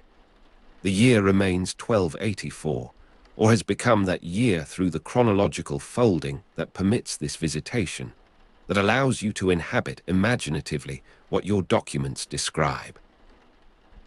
You have stood upon the island of Meloria, have observed from its rocky elevation the fleets that approached their fatal conjunction, have heard the rhythmic creaking of oarlocks that accompanied their movement, mechanical and relentless as breathing. The long row back to Genoa continues in your imaginative following, holds packed with shackled enemies, including the podesta Giovanni da Poschiavo, victory hymns sung on deck by voices hoarse with shouting, with the exertion of combat and its aftermath. The rhythmic creaking of oarlocks provides the percussion for these hymns, mechanical and relentless as breathing, the bodily accompaniment to spiritual expression that maritime life always requires, that the confined space of the galley intensifies into unavoidable presence. Darkness gathers over the water through which you move in imaginative projection, the darkness that precedes the dawn arrival at Genoa, the news that precedes the visible fleet, the preparation for reception that the victory demands. The economic impact on Pisa was catastrophic, and you consider this consequence as the vessels draw closer to their home port, as the value of captives is calculated, as the distribution of prize and prisoner proceeds according to established custom, to the regulations that govern Genoa's naval enterprise. The defeat ended Pisa's ambitions as a maritime power, and you recognize in this formulation the simplification that historical summary requires, the reduction of complex process to decisive moment that narrative convention favors, that your own scholarly practice both employs and questions. The Church of San Lorenzo in Acre encloses you once more, its stones retaining the coolness that August warmth cannot fully dispel, its narrow windows admitting light that has traveled across the water from the direction of Genoa, from the region where the consequences of Meloria continue to unfold. You are standing in this space that the chronological folding has made accessible, that the imaginative projection that historical understanding requires has rendered present, while your body occupies a moment nearer your own birth, nearer your own assignment to Eastern service. The persistence of this structure, of Eastern Christian existence that it supports, continues regardless of political transformation, of commercial rearrangement, of the migrations that your own presence exemplifies, that your own scholarly attention traces across the centuries that separate your witnessing from the events that you have imagined, that the documents preserve, that the dust motes in their slow procession seem almost to embody in their material suspension, their patient endurance of light and air, and the gravity that eventually draws all things downward, that holds the stones in place, that anchors the galleys in their harbours, that determines the channels through which maritime power must flow. The morning light falls across the harbour of Caffa, and you are standing at the water's edge where the galleys rest at anchor. The year is 1340, though the stone walls remember the destruction of 1296, when the city fell and rose again under Genoa's hands. Around you, the merchants of the Black Sea network move between warehouses and quays, their voices carrying the cadences of Liguria mixed with Greek and the Turkic dialects of the steppe. The air holds the particular density of accumulated humanity within these fortifications, where 70,000 souls press against walls designed for fewer, where the sewers cannot carry what the population produces, where the smell of salt and pitch mingles with less pleasant essences rising from the alleys behind the commercial quarter. You watch a factor climb the steps toward a stone building near the customs house, a leather satchel heavy against his hip. Inside that chamber, Francesco Balducci Pegalotti has compiled the tables that will guide such men across the distances from Caffa toward China. His asterisk Pratica della Mercatura asterisk, circulating in copies though the complete original waits in Florence. Its full title, asterisk Libro di Divisamenti di Pisi e di Monsieur di Mercatanzi asterisk, recording the measurements of merchandise and the divisions of countries that separate one trading world from another. The single manuscript that survives was completed in 1472, long after the events you witness, yet the knowledge it preserves already flows through the conversations of Caffa in this spring of 1340. The factor enters the building, and you follow at a distance that permits observation without intrusion. He spreads his records across a table scarred by decades of ink and calculation, comparing the prices of raw silk from the Silk Road termini against the costs of transport westward. His fingers test the texture of sample threads, distinguishing by touch alone the fine regularity of Chinese silk from the rougher weave of Persian varieties. His skin trained through years of handling to assess quality without the aid of eyes. The lamplight moves across his calculations as he computes the expected profit on a cargo that must survive the maritime route from Caffa to Genoa, a journey of 25 to 30 days when the winds favor the oarsmen, longer when fortune withdraws her assistance. The sky beyond the window holds that particular strangeness of the steppe horizon, where the land flattens toward infinity and the heavens dominate what the eye can measure. You step outside again, and the vastness presses against senses formed in Mediterranean enclosure, where hills and headlands limit vision, where the known world crowds close with its familiar textures.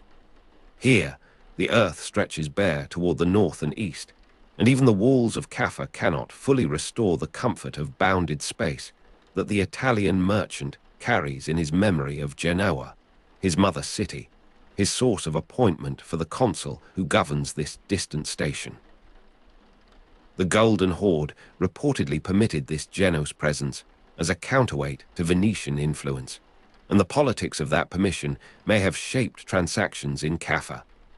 You observe the consul preparing for audience, selecting gifts appropriate to Turco-Mongol diplomatic protocol, consulting with interpreters who struggle to render the subtleties of obligation and honor that govern steppe relations. The fermented mare's milk sits in ceremonial vessels, and you note how the Italian nostrils flare with concealed disgust at its sharp aroma, how the trained smile conceals the refusal that would insult a host, how the negotiation proceeds through layers of translation that distort as much as they convey. Constant gift-giving lubricates these exchanges, and occasional military demonstration reminds the Mongols that the Genos possess resources beyond commerce, though the balance tilts always toward accommodation in this frontier condition. The consul's robes weigh heavily in the heat of the approaching afternoon, and you feel the fabric against your own shoulders as you imagine his discomfort. The laws of Caffa, modeled on Genoa statutes, yet adapted for conditions unimagined by their framers, bind his authority to procedures developed for a narrower world.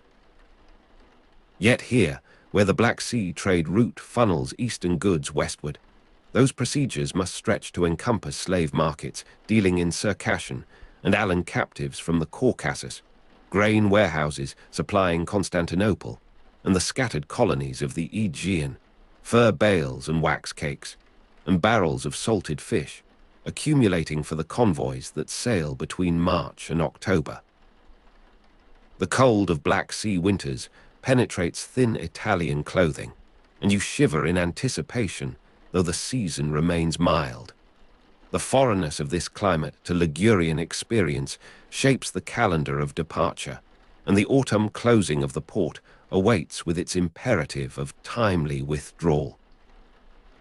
Most convoys will not risk the storms that close the Bosporus, that transform navigation from hazard to impossibility, that strand the unwary in harbors where supplies dwindle and prices rise with the certainty of seasonal change. Evening approaches, and the waterfront market fills with the sound of Slavic and Turkic mingling with Greek and Italian, the polyphony of a commercial community drawn from the circumference of the known world. You move through the crowd, and the languages wash over your ears without resolution into meaning, the music of commerce operating below the threshold of comprehension. A Circassian woman stands among the human merchandise, her eyes fixed on middle distance, her price discussed in terms that reduce her history to commodity. The furs piled nearby carry the scent of their northern origins. The grain sacks dust your palms with the residue of steppe agriculture, and the wax cakes gleam with the pale opacity of harvested honeycomb rendered for candle making and sealing letters. The night settles over Caffa, and you seek the warmth of a tavern near the harbour. Within, a merchant reviews Pegolotti's tables by lamplight. The asterisk Pratica della Mercatura asterisk open before him as he calculates the overland stages from Caffa toward China, the prices that await at each exchange point, the percentages of loss that disease and banditry and simple bad luck will extract from the projected profit. His finger traces the columns that Pegolotti assembled around 1340, this very year, the knowledge fresh as morning, though the manuscript that survives will wait 4 decades more for completion in 1472, for preservation in Florence, while the city that generated it continues its commerce in the living present. The spring departure of the Muda convoy gathers momentum in the preparations you witness over subsequent days. Galleys form up in the harbour, their oars shipped, their sails furled, their holds filling with the accumulated production of the Black Sea network. The maritime route from Caffa to Genoa will consume 25 to 30 days under favourable conditions, and the captains study the skies for the patterns that promise safe passage. You stand among the onlookers as the first vessel casts off, its hull sliding through water that reflects the steppe sky in flattened imitation, the oars rising and falling in the rhythm that will carry it westward toward the Mediterranean, toward the mother city, toward the counting houses where Black Sea experience will translate into ledger entries. The consul appears on the waterfront, his presence ceremonial now that the negotiation with Mongol envoys has concluded. The Golden Horde's permission extends through another season, the counterweight to Venetian influence maintained through another cycle of gift and protocol. Yet you perceive the fragility of this arrangement, the dependence on personalities and timely tribute, and the shifting politics of steppe succession that no Geno statute can predict or control.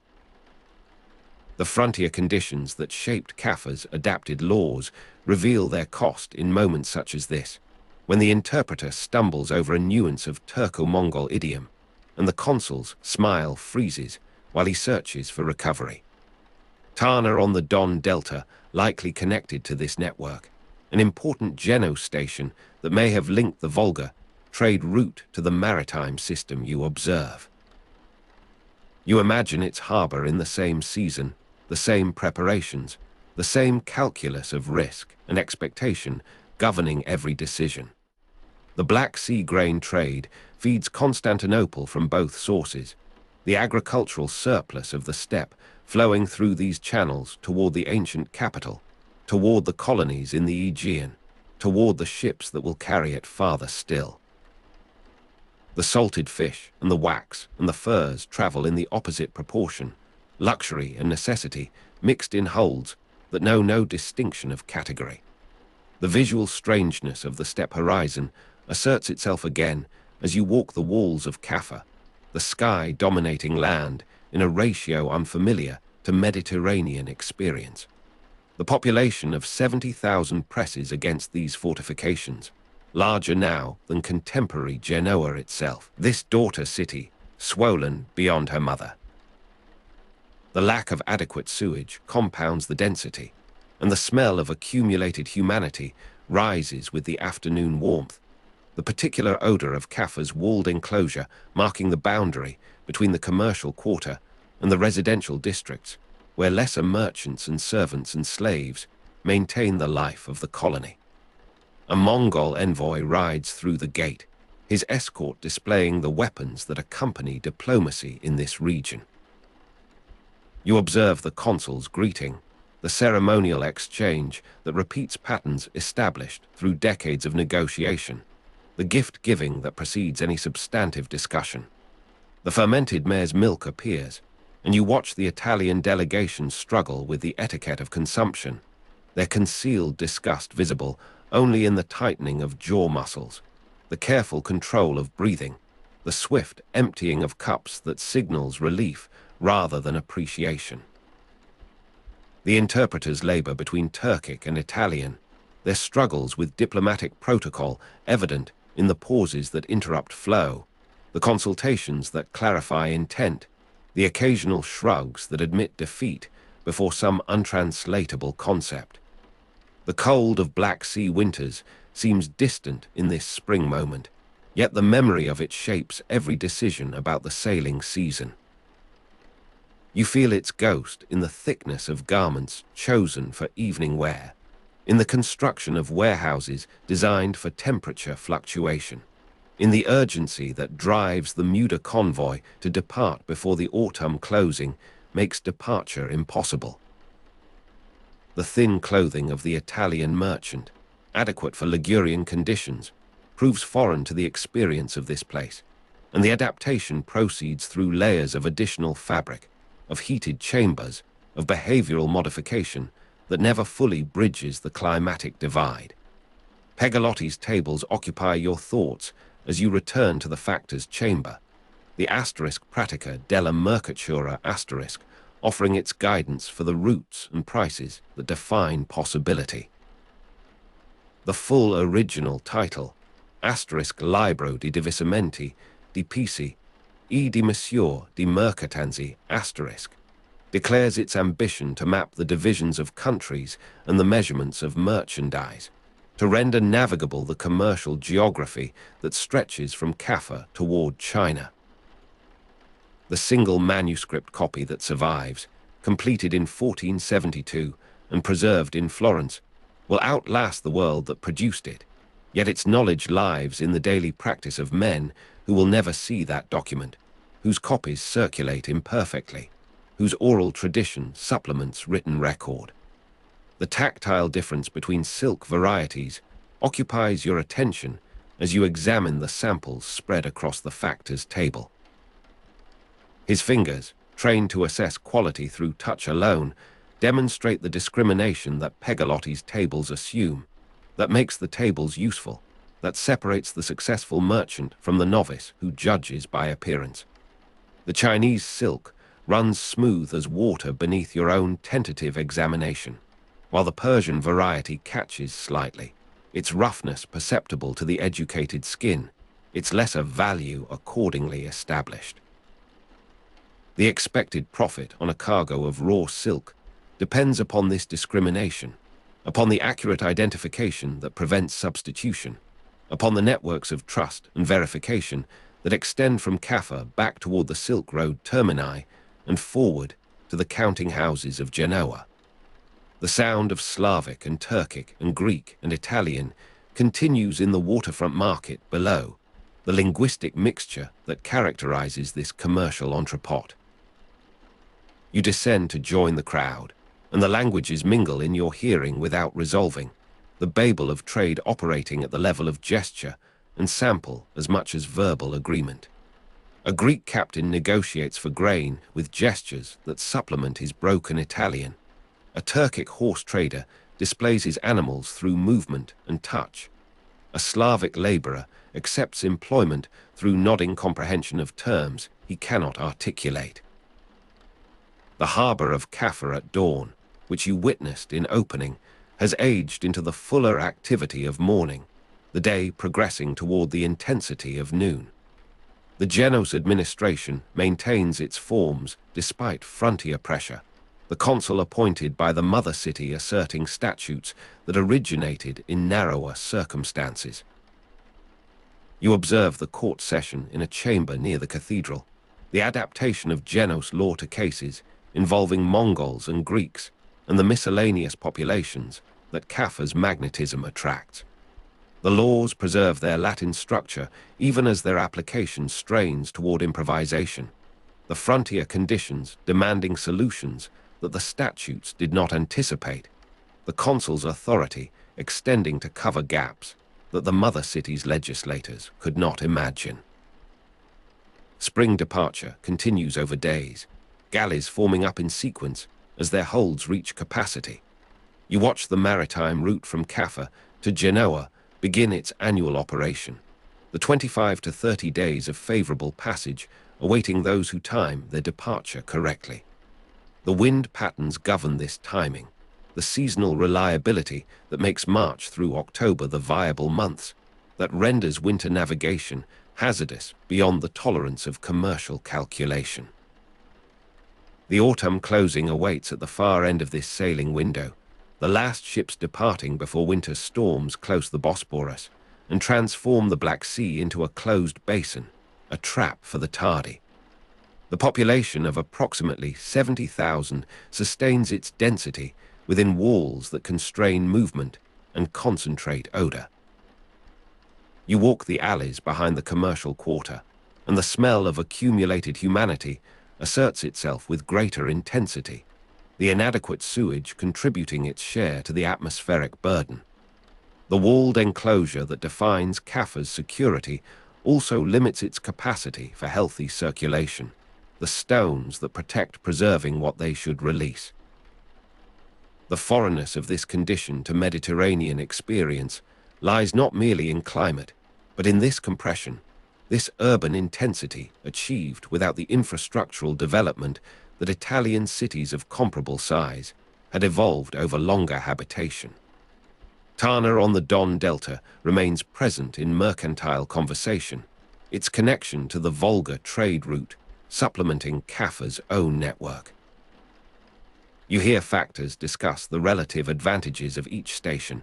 The political risks of the Golden Hordes favor shifting between them, the competition for Mongol permission that structures Geno's strategy.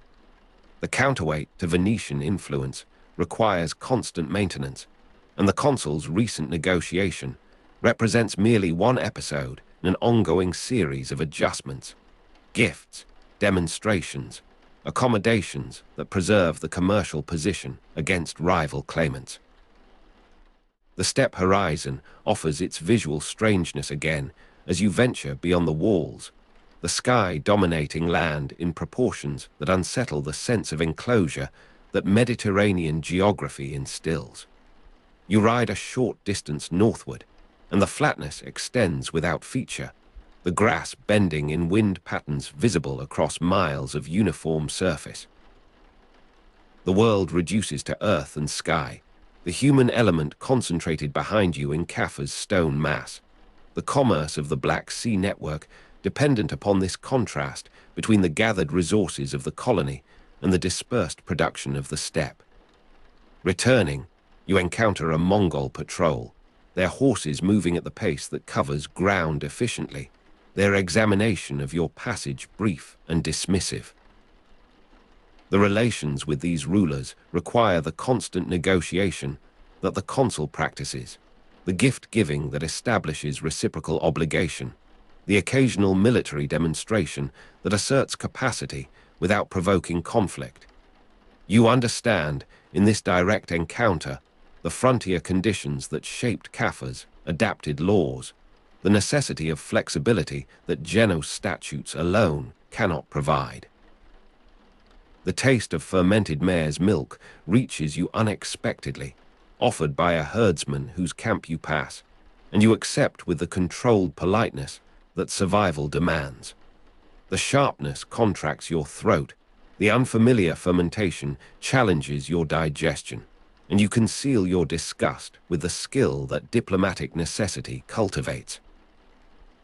The refusal that would insult requires suppression. The performance of appreciation exacts its physical cost, and you ride onward with the aftertaste lingering as reminder of the cultural distances that commerce must bridge.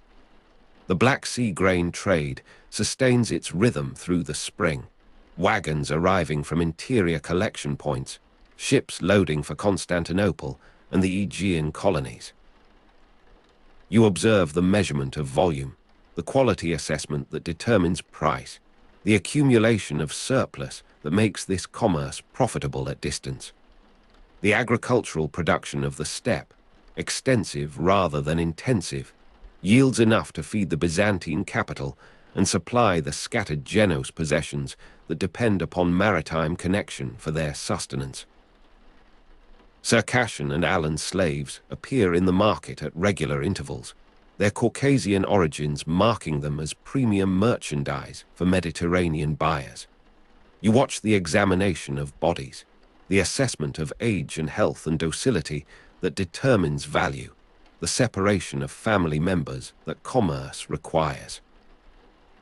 The primary commodity status of these human beings in Caffa's trade registers the moral economy of the period, the acceptance of servitude as natural condition, the profit calculation that includes human flesh among its variables without distinctive category.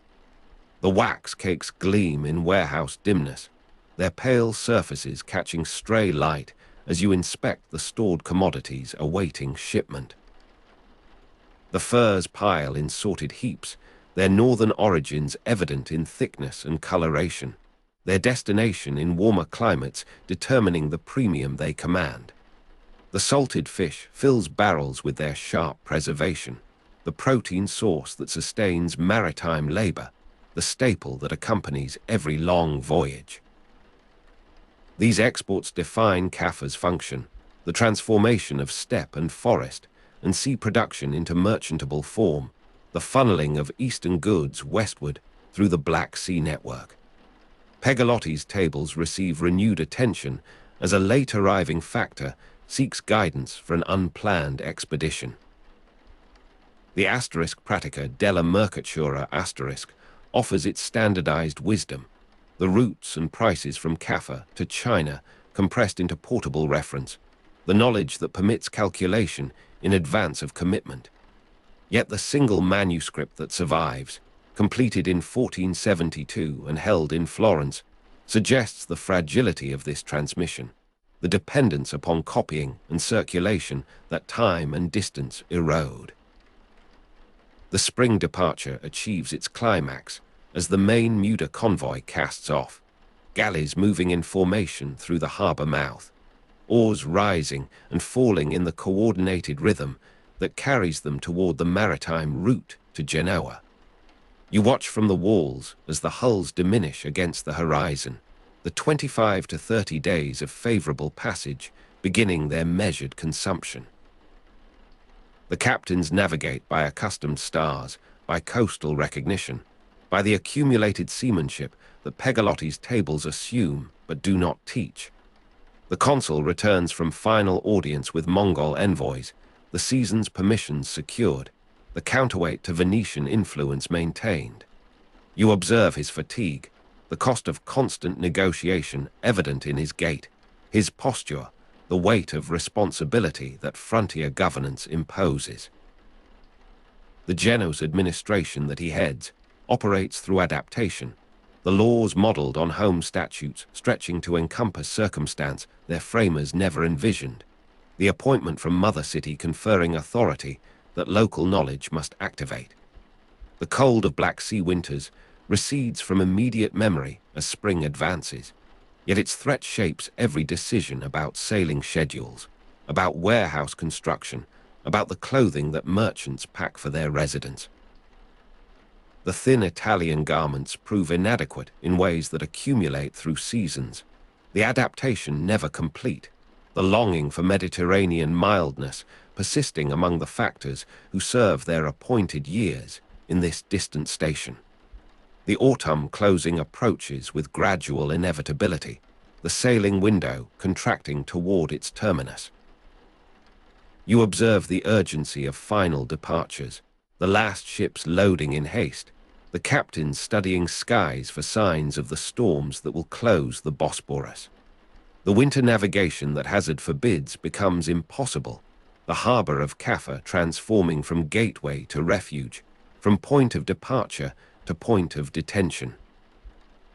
The population of 70,000 adjusts to reduced circulation, the commercial quarter thinning as factors depart, the remaining residents preparing for the season of confinement. A returning factor arrives in Genoa after the voyage of 25 to 30 days, his passage completed under favorable conditions that he will recount as exceptional. You follow him to a counting house near the harbor, where the translation of Black Sea experience into ledger entries proceeds by established routine. The cargo of raw silk yields its profit in the differential between Caffa purchase and Genoa sale, the quality confirmed by fingers trained to assess, the Chinese variety commanding premium over Persian roughness. The accounts accumulate across pages, the experience of Caffa of Tana, of the Golden Horde's permission, and the Mongol negotiation, and the steppe horizon's visual strangeness, all reduced to numerical expression, to credit and debit, to the bottom line that justifies the enterprise.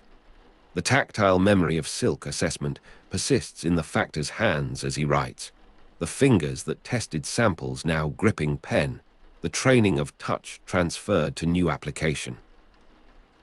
The expected profit materializes in ink, the calculation that guided purchase confirmed or revised by actual outcome, the asterisk pratica della mercatura asterisk vindicated or found wanting by experience.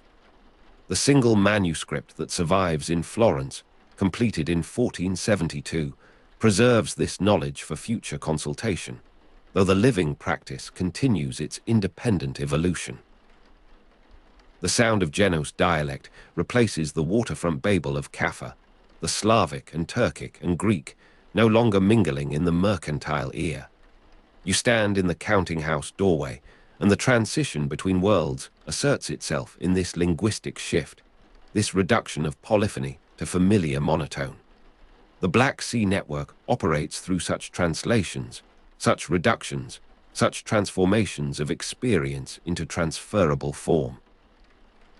The mother city absorbs the production of its largest European trading colony. The funneling of eastern goods westward achieves its purpose.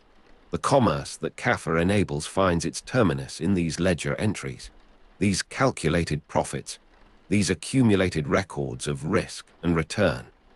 The year progresses in Genoa toward the season when no news arrives from Caffa, when the winter closure interrupts communication, when the colony maintains its isolated existence beyond the storms. You imagine the cold, penetrating thin Italian clothing, the foreignness of Ligurian experience exposed to steppe conditions, the population of 70,000 enduring within walls that preserve warmth poorly against the wind that sweeps from the north and east. The consul governs through this isolation, his Genoese administration sustained by laws that must address whatever emergencies winter produces, his appointment from Mother City, operating at the distance that autonomy requires. The plague enters Europe in 1347, carried by Genoese galleys fleeing Mongol siege, and you witness the slow realization of catastrophe as crew sicken and die. The harbor of Caffa receives these vessels in their desperate flight, the maritime route that normally connects to Genoa becoming vector of transmission rather than commerce. Gabriel de Mussey's chronicle will describe plague corpses catapulted into the city by besiegers, though this account carries geographical confusion, the details perhaps transposed from other scenes of warfare, the horror finding narrative form that does not precisely correspond to witnessed event. The autumn closing of 1347 assumes desperate character as the last ships depart before winter storms, the captains uncertain whether they carry infection, the port authorities struggling to impose quarantine that the era's medicine cannot define. You observe the confusion, the delayed recognition, the gradual understanding that something unprecedented has entered the Black Sea network, that the commerce connecting Caffa to Genoa transmits destruction along with silk and grain and slaves. The population of 70,000, larger than contemporary Genoa, faces assault that walls cannot repel, that laws cannot address, that gift-giving cannot negotiate away. The Genoese administration under consular leadership attempts response, the adapted statutes pressed into emergency service, the frontier conditions that shape them proving inadequate to pandemic. The Golden Horde's permission, the counterweight to Venetian influence, the constant negotiation of survival through accommodation, all encounter limits that no ceremonial gift can extend, no interpreter's labor can translate, no consular smile can disguise. Harbour of Phocaea before the sun has cleared the eastern ridges of Mount Mycale, the sky above the Aegean resolving from charcoal into rose and palest amber. Around you, the stone quays extend into still water like fingers testing the temperature of a bath, their surfaces damp with night-cooled dew that will soon evaporate beneath the climbing sun. The air carries something else beneath its salt, a mineral sharpness that catches at the back of your throat, corrosive and distinctive, the acrid sting of alum processing in the nostrils that identifies this place long before the processing yards become visible through the morning haze. You hear the water lapping against hulls before you see them, the hollow percussion of wood on sheltered wave, the creak of mooring ropes adjusting to tidal movement. Phocaea, modern fossa, rises behind you on its promontory, the medieval walls catching first light on their seaward faces, while the landward slopes remain pooled in shadow where the mines and furnaces operate through every hour. Benedetto Zaccaria, born between 1235 and 1240, acquired extraction rights at Phocaea by 1275, and his presence here at dawn reflects the habits of a man who combined roles as diplomat, merchant, and admiral, representative of Genoa's versatile elite. You observe him descending from the fortified residence above the harbour, his gait measured despite the early hour, his cloak dark against the brightening sky, his attention fixed upon the plumes of vapour rising from the processing vats beyond the warehouse district. The sulphurous emissions climb in thin columns, dispersing into the atmosphere with a smell that veterans of this trade learn to associate with profit rather than discomfort. Zaccaria had served as Genoa's ambassador to Byzantium, France, and the papacy at various times, and the diplomatic precision he brought to those courts now applies itself to the inspection of evaporating pans and the measurement of crystallization rates. He pauses where the harbour meets the ascending road, speaking with a foreman whose hands bear the white residue that coats everything in the mining settlement, transforming colour perception so completely that a newcomer might believe the world itself composed of pale, dusty geometries. The heat of evaporation pans radiates from the yards to your left, labourers moving between scorching and cooling cycles with the practiced rhythm of men who know exactly how long each stage requires, who can read the progress of crystallization in surface tension and opacity.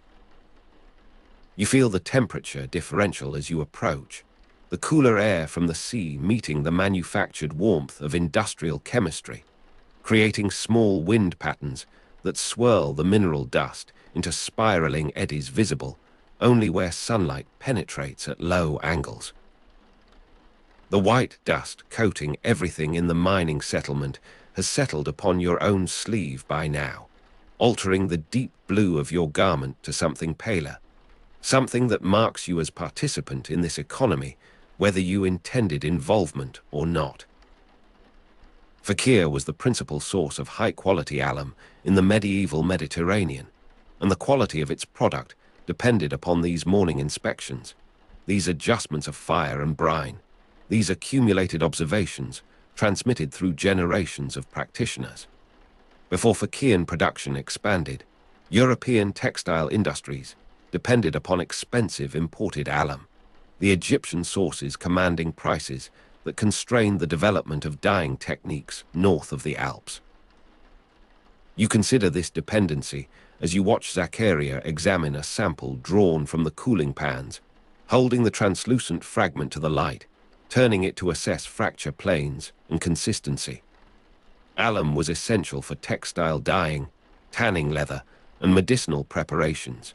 Its applications so various that demand remained constant even through political upheaval and commercial disruption.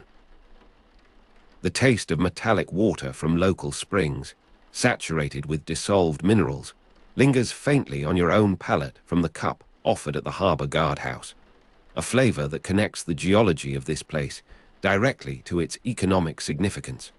The dissolved salts that feed the processing vats emerging from the same subterranean structures that produce drinking water of such pronounced character.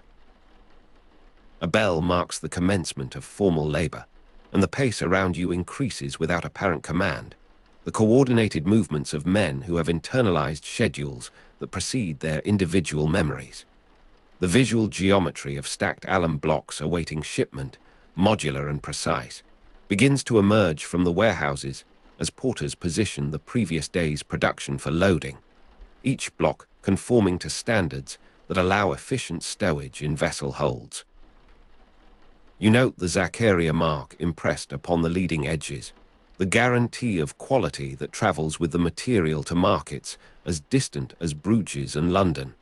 The reputation of Phocaea compressed into a symbol that literate and illiterate handlers alike can recognize and trust.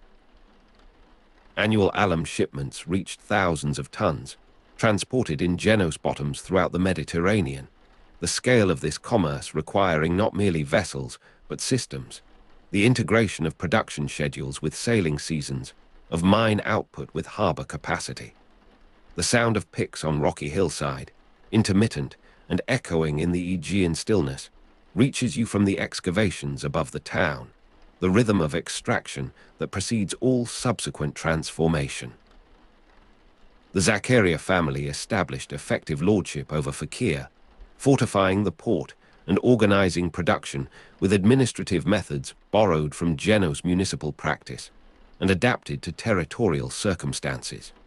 You observe the defensive works that protect this investment, the towers commanding the approaches by sea, the strengthened gate through which processed alum must pass for weighing and assessment.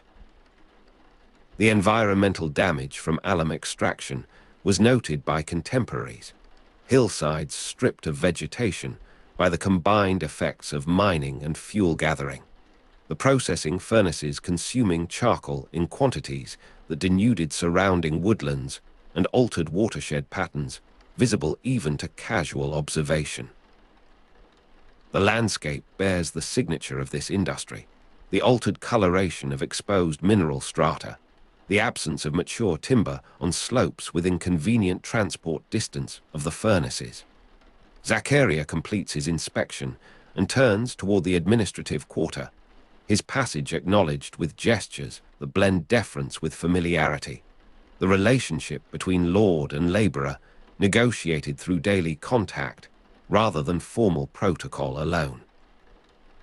The mining operation employed local Greek labour under Italian technical supervision, a hierarchy that reproduced Geno's colonial patterns in miniature, the expertise of extraction and processing concentrated in hands that reported ultimately to Zaccaria interests.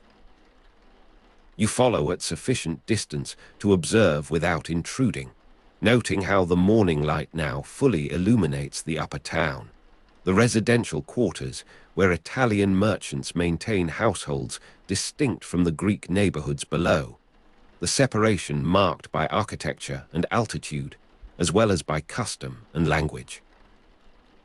The harbor fills with increased activity as you descend again toward the water, the arrival of a Byzantine official announced by the distinctive rhythm of his oarsmen, the ceremonial pace that distinguishes state business from commercial haste. A contract negotiation with Byzantine officials awaits, the delicate balance of tribute and autonomy that defines Zaccaria's position in Phocaea, requiring renewal and reaffirmation. You position yourself where the customs house offers partial shelter, observing the preliminary courtesies that precede substantive discussion, the exchange of refreshments, the comparative assessment of retinues, the unspoken calculations of relative status and leverage. Benedetto Zaccaria, born between 1235 and 1240, who acquired extraction rights at Phocaea by 1275, approaches this encounter with the diplomatic experience gathered through service as Genoa's ambassador to Byzantium, France, and the papacy at various times, his manner combining the flexibility of the merchant with the dignity of the representative. The Byzantine emissary carries documents whose seals catch the light as they are displayed upon the customs table, the purple threads of imperial authentication still vivid against the aged parchment. You perceive the tension beneath formal smiles, the recognition that Zaccaria's lordship over Phocaea generates revenue that Constantinople wishes to share without assuming the costs of direct administration. The monopoly generated enormous profits, funding further Zaccaria acquisitions including Chios, and the negotiation concerns not merely current tribute but future expansion. The possibility that Genoa's naval power might extend Zaccaria interests to additional islands and additional commodities. The discussion proceeds through indirect approaches, each party testing the other's commitments and constraints, the actual terms emerging gradually from circumlocution and allusion rather than direct proposal. You withdraw from immediate proximity as the negotiation enters technical phases, the measurement of previous year's output, the assessment of market conditions affecting projected revenues, the allocation of risk between parties whose cooperation remains necessary despite mutual suspicion. The acrid sting of alum processing returns as wind direction shifts, the sulfurous vapors rising from processing vats carrying their unmistakable signature across the harbor precinct. The white dust has settled upon the Byzantine documents as well, you observe, the involuntary participation of all present in this environment's transformative chemistry. Around you, the ordinary commerce of the port continues, fishermen unloading catches, coastal traders making fast alongside the deeper draft vessels that will carry alum to distant markets. The afternoon advances with the negotiation still unresolved when you observe the first preparations for loading, the transfer of stored alum from warehouse to quay beginning according to schedule regardless of diplomatic outcome. The loading proceeds with porters' songs echoing in the harbor as galleys take on cargo, the rhythmic chants coordinating movement and marking time for men whose labor continues independent of the contract discussions above. You feel the vibration of stacked material through the wooden dock as each block finds its position, the weight of commerce made tangible through structural transmission. The heat of evaporation pans has diminished with the declining sun, though residual warmth still rises from the yards where the final batches of the day undergo cooling. Laborers moving between scorching and cooling cycles, now approaching completion rather than continuation. The visual geometry of stacked alum blocks transforms under lading into the adjusted geometry of cargo properly stowed, the rectangular modules finding stability in the curved hulls through careful arrangement and dunnage. The Zaccaria maintained a squadron of galleys for protection against pirates and rivals, and you observe two such vessels riding at anchor beyond the harbor mouth, their oars shipped, the banners hanging limp in the evening air, their presence guaranteeing safe passage for merchandise whose value justifies armed escort. Phocaean alum undercut Egyptian and later Turkish competitors through superior quality and Genoa's naval protection, the combination of natural advantage and organized force that characterized successful medieval commerce. You taste again the metallic water from local springs, the flavor that connects this place to its product, the geological substrate that made Zaccaria's fortune emerging in liquid form from the very ground beneath your feet. Evening settles across the harbor with the negotiation concluded, terms satisfactory enough to permit continued operations, the details of tribute adjusted to reflect changed circumstances without altering fundamental relationships. The sound of picks on rocky hillside has ceased with darkness, the intermittent percussion giving way to the softer noises of evening settlement, voices carrying from cooking fires, the settling of animals, the preparations for rest. You move through streets where the white dust appears ghostly in twilight, transforming color perception into something closer to monochrome, the world reduced to shades of pale and paler. The taste of metallic water seems more pronounced now, perhaps because other sensory inputs diminish with the day's end, perhaps because evening prompts the body's own recollections. Dawn finds you aboard a vessel departing Phocaea, the principal source of high-quality alum in the medieval Mediterranean, bound southward towards Chios, where Zaccaria interests have extended beyond alum to encompass the mastic trade. The acrid sting of alum processing gradually yields to open sea air, though the white dust persists upon your garments, your baggage, your skin, the residue of one economy accompanying you into another. The heat of evaporation pans gives way to the different heat of deck planks beneath Mediterranean sun, the laborers replaced by sailors adjusting sail to variable breeze. You observe the coastline of Asia Minor receding, the headland that protects Phocaea's harbor becoming indistinguishable from the general mass of land, then losing definition entirely as distance and haze converge.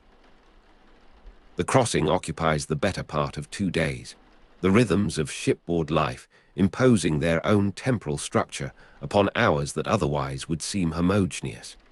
You taste the metallic water only in memory now, the ship's casks containing liquid of more conventional character, the saturation with dissolved minerals, a receding sensation replaced by salt, and the faint corruption of long storage. The visual geometry of stacked alum blocks persists in your mind's eye, the orderly rectangles contrasting with the irregular motions of sea and sail that surround you. Benedetto Zaccaria has preceded you to Chios, his presence required for the family council that will map coming years. Chios presents itself first as scent, the aromatic shrubs that produce mastic yielding their characteristic perfume to offshore breeze before the island becomes visible to sight. You stand at the rail as land resolves from cloud, the mountainous spine that dominates the interior, the cultivated coastal strip, the harbor where Zaccaria vessels gather in numbers that assert dominion as clearly as any fortress. The Zaccaria of Chios maintained independence from Genoa proper, though acknowledging nominal suzerainty, a status that required constant negotiation with both the mother city and external powers, who recognized opportunity in Genoa's jurisdictional complexity. You disembark into streets where the architecture blends Greek construction with Italian modification, the layers of habitation visible in adjusted doorways, inserted windows, the defensive features added to domestic structures. A family council on Chios convenes in the fortified residence above the main harbor, the mapping of extension of Zaccaria interests toward the mastic trade requiring coordination among branches that have developed semi-autonomous practices. You find position in an antechamber permitted observation without formal participation, the murmur of discussion reaching you through doors that remain partially ajar, the cadences of Genos dialect interspersed with technical terms that cross linguistic boundaries. The sound of picks on rocky hillside belongs to Phocaea, yet you half imagine it here, so thoroughly has that landscape imprinted itself upon your consciousness. The white dust has begun to wash from your clothing during the voyage, yet traces remain, the transformation of color perception persisting in collar and cuff, the pale residue that identifies your recent presence in Zaccaria's primary domain.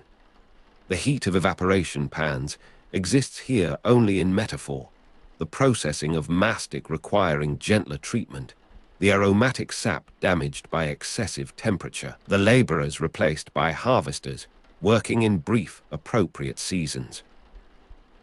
The taste of metallic water contrasts with the softer flavors of Chian hydrology, the limestone geology producing liquid of different character, less pronounced, less immediately identifiable with productive process.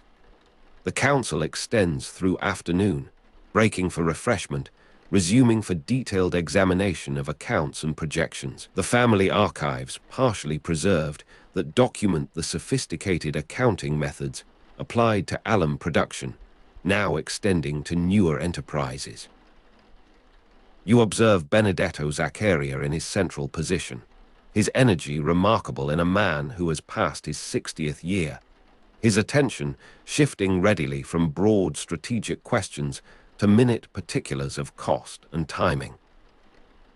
He served as Genoa's ambassador to Byzantium, France, and the papacy at various times, and the diplomatic skills developed in those courts apply now to the management of kin, the balancing of competing claims, the maintenance of cohesion among personalities whose cooperation remains essential to collective prosperity. The Zaccaria business model, combining territorial lordship with commercial exploitation, influenced later Genoa's colonial practice, and this session contributes to that evolution, the refinement of methods through accumulated experiment. Evening brings informal continuation, the council dissolving into smaller groups whose conversations range across matters personal and practical, the networks of alliance and obligation that sustain commercial empires, requiring maintenance beyond formal proceedings.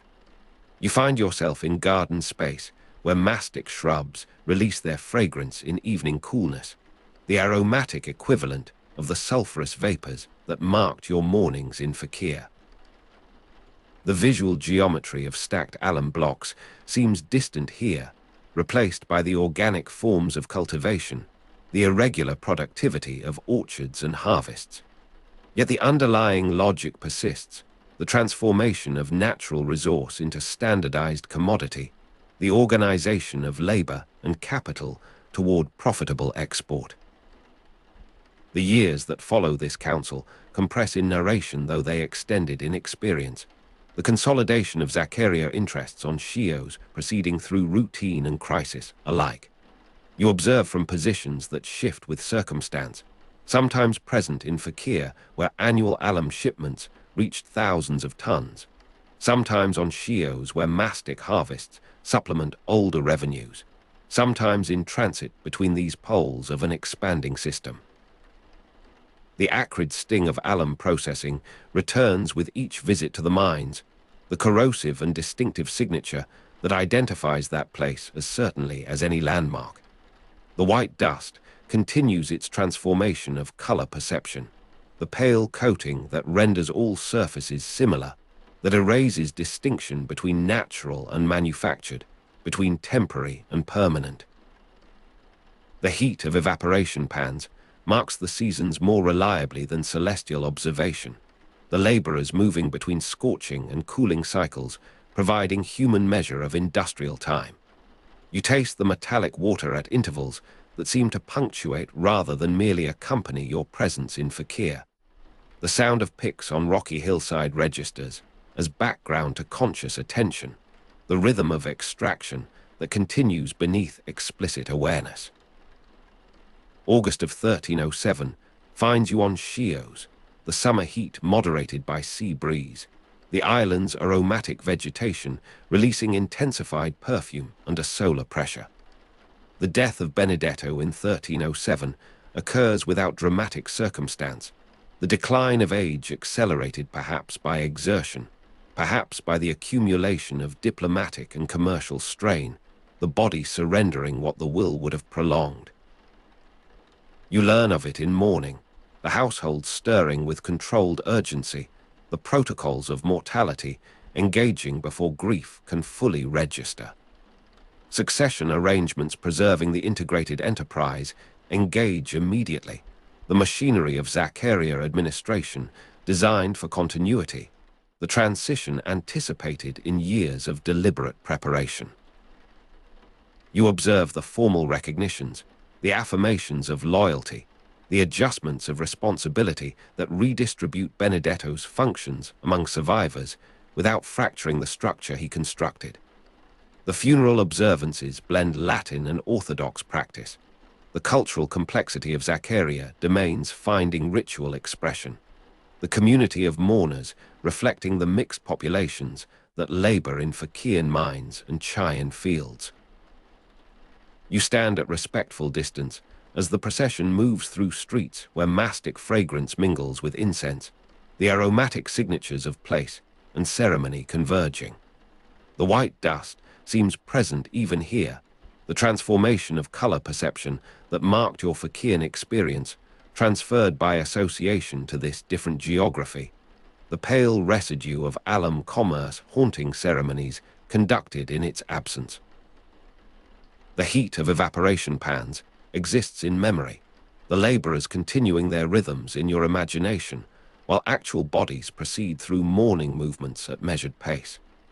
The months following Benedetto's death bring confirmation of arrangements, the integrated enterprise extending under new direction with methods established during his lifetime, the sophisticated accounting methods continuing their documentary accumulation.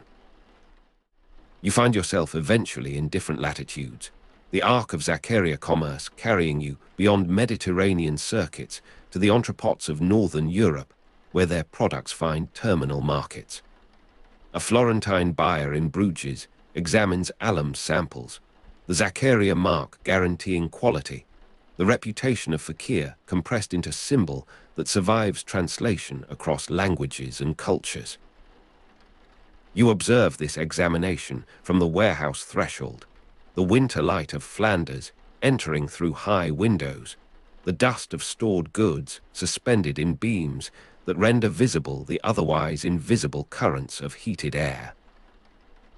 The Florentine buyer handles the sample with practiced delicacy, breaking a fragment to examine fracture, dissolving a portion in prepared liquid to assess clarity and rate of solution, comparing his observations against standards accumulated through years of professional discrimination. The visual geometry of stacked alum blocks has transformed through transit into the loose arrangement of samples upon a counting table, the modular precision maintained in individual pieces, while their collective presentation adapts to circumstances of retail examination. The Bruges warehouse maintains temperature through massive construction, the thick walls that buffer external variation, creating interior conditions suitable for storage of chemical commodities. You feel the cold of Flemish winter pressing against these walls, the contrast with Mediterranean climates you have recently occupied, the extension of Zaccaria commerce across climatic zones that marks the scale of their operations. The taste of metallic water seems impossibly distant here, the liquid available in Bruges deriving from different geology, different history, bearing no relation to the distinctive flavor that identified Phocaea. Yet the product derived from those springs, processed through those evaporating pans, examined by those laborers, now passes through Florentine evaluation toward incorporation into textile production that will clothe bodies across the continent. The nocturnal hours requiring explicit demonstration of territorial control. Their lanterns sweep the alley mouths, the light catching the wet cobbles where recent rain has fallen, and you step aside to let them pass, their recognition of your neutral status registered in a brief nod that requires no spoken acknowledgement.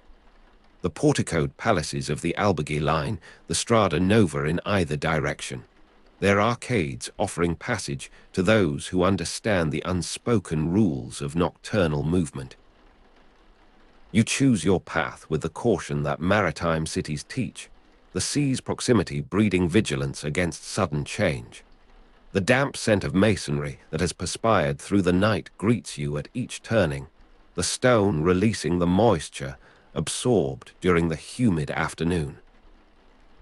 The acoustic properties of covered porticos alter once more in the near silence after midnight, solitary footsteps echoing with disproportionate volume, each sound suggesting meanings that daylight would dissipate.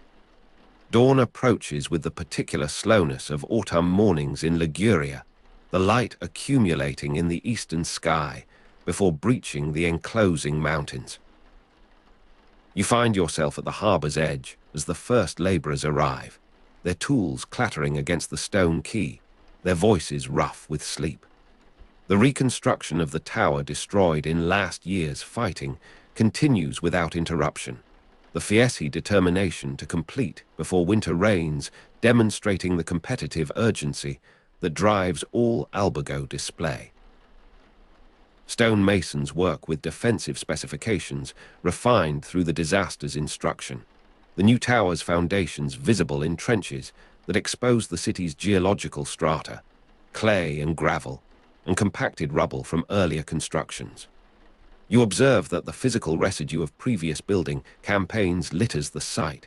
Fragments of Roman brick, medieval tile, early modern glass, the stratigraphy of Genoa's ambition written in discarded materials. The hod carriers ascend the scaffolding with the rhythm of long practice, their loads of mortar slopping less than yesterday, their skill adjusting to the demands of greater height. The Fieschi overseer directs operations with gestures that have replaced his earlier vocal commands, the crew's familiarity with his expectations now sufficient for non-verbal coordination. Even here, among laborers, you note that certain cuts of cap, certain arrangements of color, identify particular workers as clients of the Fieschi rather than neutral hires, the albergo system's penetration reaching to the foundations of economic activity. The morning's first ships enter the harbor, their sails dropping with the coordinated precision that distinguishes experienced crews.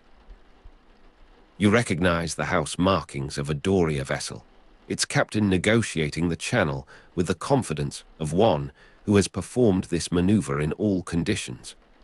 The political office, rotated through albergo representation, demanded that harbor privileges be allocated with apparent impartiality, yet the Doria's evident mastery of the approach suggests advantages that formal equality cannot erase. You watch the vessel moor alongside the quay designated for its cargo, the stevedores already assembling with the knowledge of which goods require which handling. Your path carries you inland to the quarter where the Spinola influence prevails, their palace displaying preparations for the annual reconciliation banquet, the formal occasion when temporarily dominant factions demonstrate magnanimity toward temporarily subdued rivals. The texture of heavy woolen garments worn for political ceremony will characterize this evening's assembly, formal and constraining, suppressing individual caprice in favor of collective dignity. Servants arrange the great hall with the precision that such occasions demand, the seating calibrated to acknowledge precedence without inflaming resentment. You observe the placement of the Fieschi delegation, their position neither honored nor humiliated, the spatial grammar expressing political calculation in architectural terms. The morning's correspondence awaits your attention in the notary's shop, where the legal infrastructure of commerce extends its documentation to cover the reconciliation's formal provisions. The notary drafts instruments of amnesty and restoration, his pen moving with the confidence of one who has composed such documents through multiple political cycles. The archive of San Giorgio preserves thousands of notarial contracts documenting albergo economic activities, and these instruments of political settlement will join that repository, their preservation ensuring that future disputes may reference precedents of compromise as well as conflict. You examine the drafts, noting the careful ambiguity of certain clauses, the deliberate imprecision that permits multiple interpretations should the peace prove temporary. The notary's assistant prepares the sealing wax, the colors selected for their symbolic resonance, the reconciliation requiring the gold-tinged variety reserved for instruments of exceptional public significance. You recall that the compere or funded public debts dating from the 13th century had employed similar chromatic codes, the precursor institutions to the Banco di San Giorgio developing conventions of recognition that subsequent practice elaborated. The consolidation of public debts in 1407, beyond this narrative's end point, but rooted in earlier financial practice, would systematize these informal distinctions into regulatory frameworks, yet the underlying logic of differentiated authenticity persists. Midday finds you in the cathedral's shadow, where the Fieschi chapel's perpetual illumination competes with the natural light. Religious patronage cemented Albergo identity, with family chapels in San Lorenzo and other churches, and the noon hour brings the clergy to their devotions, their movements through the sacred space tracing patterns established by generations of similar observance. You enter through the side portal, the carved stone facades maintaining their visual density even in this interior dimness, each albergo competing in architectural display through the medium of religious imagery that simultaneously proclaimed piety and potency. The sculptural program of the Fieschi Chapel depicts their claimed descent from imperial antecedents, the narrative's historical accuracy less significant than its social utility. The afternoon draws you toward the palace of the widow, whose management of her children's inheritance you had previously observed, her morning levy having concluded, her correspondence with factors in foreign ports now requiring dispatch. She receives you in the chamber overlooking the garden court, where the sound of fountains in interior courtyards continues its provision of privacy through white noise. The documents she displays include responses from Alexandria, from Constantinople, from the Black Sea ports beyond the reach of Genoa's naval protection, the network of commercial intelligence that her position enables extending across the maritime world. Women played crucial roles as marriage brokers and transmitters of property between Alberghi, and her current negotiations for her eldest daughter's union demonstrate how this agency operates through the very constraints that formally exclude women from public deliberation. She speaks of the Mauna of Chios, the joint stock arrangement between Genoa and private investors for island exploitation that had established precedents for subsequent colonial enterprise, noting that her late husband's investment in that venture continues to yield returns managed through her administration. This model allowed risk-sharing between state and capital, enabling ventures beyond individual means, while distributing both profit and loss according to predetermined formulae. The Doria spokesman's observation from the previous evening regarding the compare, or funded public debts dating from the 13th century, precursor institutions to the Banco di San Giorgio that would emerge from the consolidation of public debts in 1407, beyond this narrative's end point, but rooted in earlier financial practice, finds confirmation in her account of how her husband's participation had been structured through similar mechanisms. You depart as the afternoon reaches its apex, the sun's position creating that particular quality of light that renders the city's stone surfaces luminous rather than merely reflective. The covered walkways for pedestrian circulation host the afternoon's quieter commerce, the morning's urgency having yielded to the measured pace of established custom. You observe the seamless transition between political and commercial function, the same architectural framework accommodating successive activities without structural modification, the rhythm of the day inscribed upon the street's use rather than its form. The evening approaches, and you find yourself at the threshold of the Spinola Palace, the reconciliation banquet about to commence. The bitter almond biscuits at betrothal celebrations, traditional and symbolic, appear here in modified form, their bitterness muted to suit the occasion's conciliatory purpose. You accept one from a circulating tray, the taste encoding a theory of political progression that the celebrants enact through prescribed consumption. The great hall fills with the assembled Alberghi, their heavy woolen garments worn for political ceremony, rendering their movements deliberate and grave, formal, and constraining in the way of all costumes designed to suppress individual caprice in favor of collective dignity. The seating arrangement reveals the careful calibration that such occasions demand. The Fieschi delegation placed to acknowledge their recent defeat without excessive humiliation. The Doria representatives positioned to demonstrate their temporary dominance without provocative ostentation. Political office rotated through albergo representation, with careful attention to balanced distribution among the competing factions, and this evening's configuration expresses the current equilibrium with spatial precision. Men speak in measured periods, their sentences constructed to permit multiple interpretations should circumstances shift before dawn.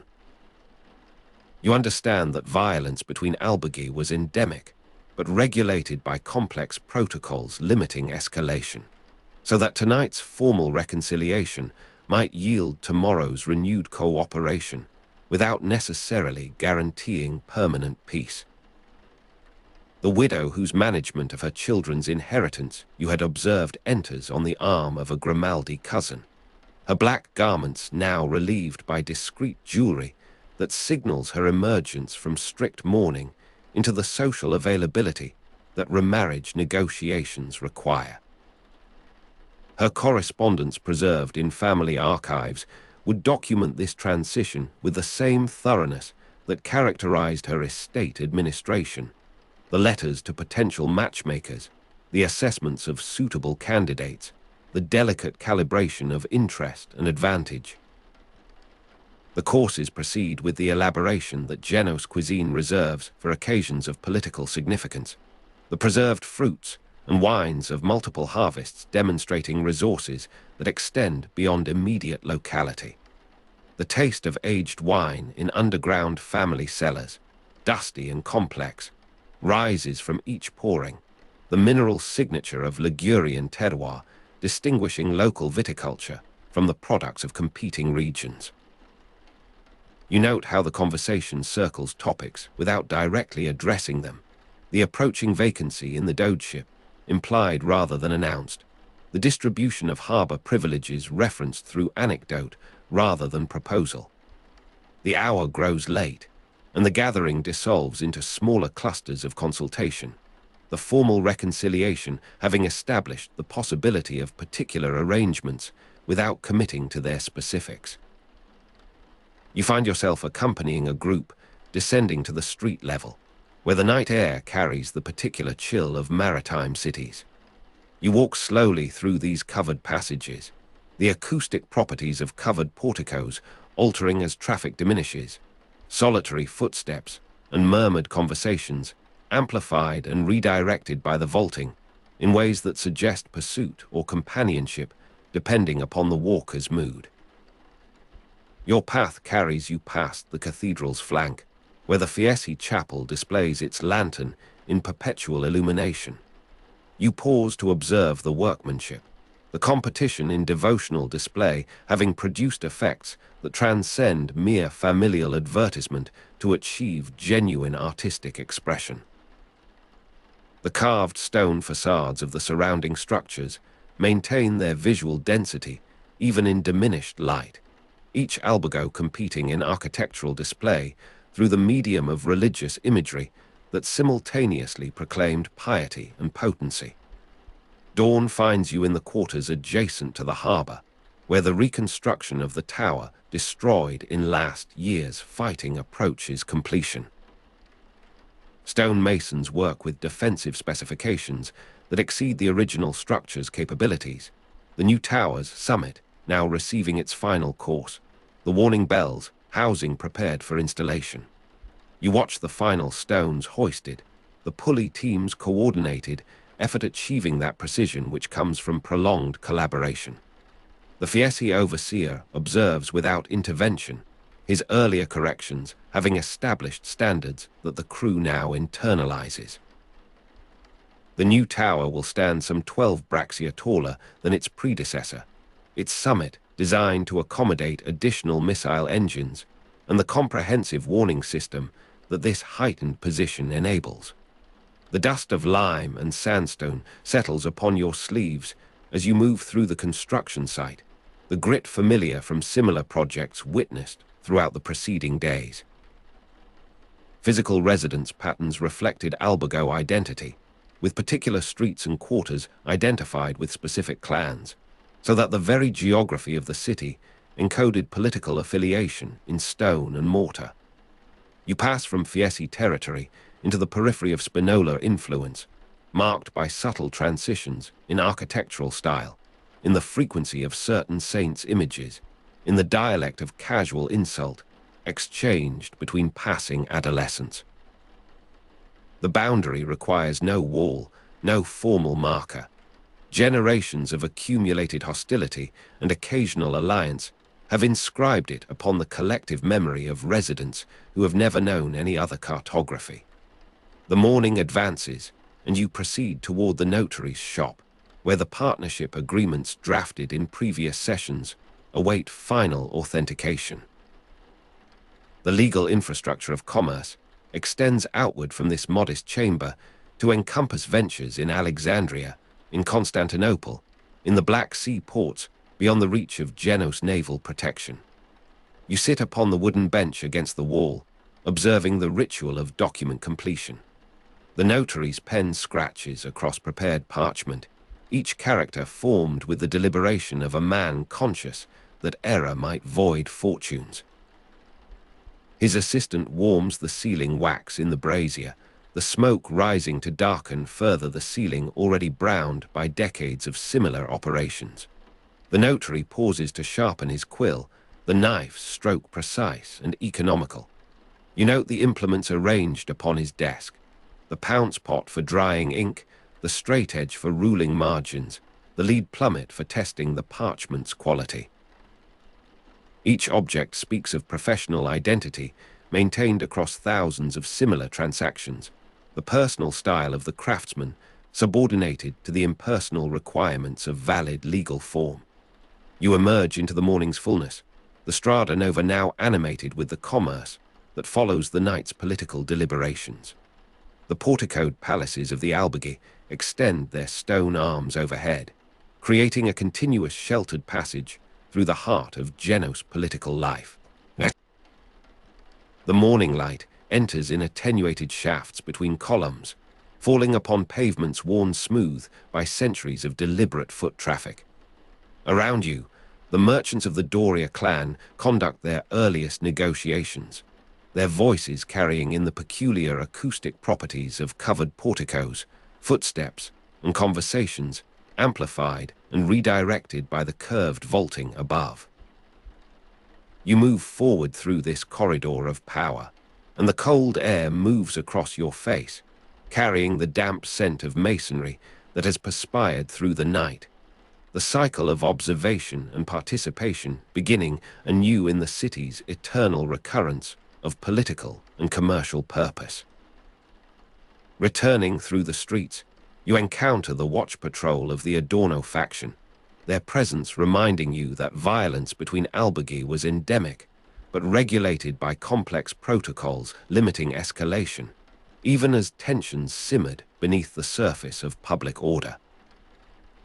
The year is 1378, and the broader conflict between Genoa and Venice for Mediterranean supremacy has entered its most dangerous phase, the two maritime republics having contested trade routes and strategic islands since the 13th century with intermittent ferocity.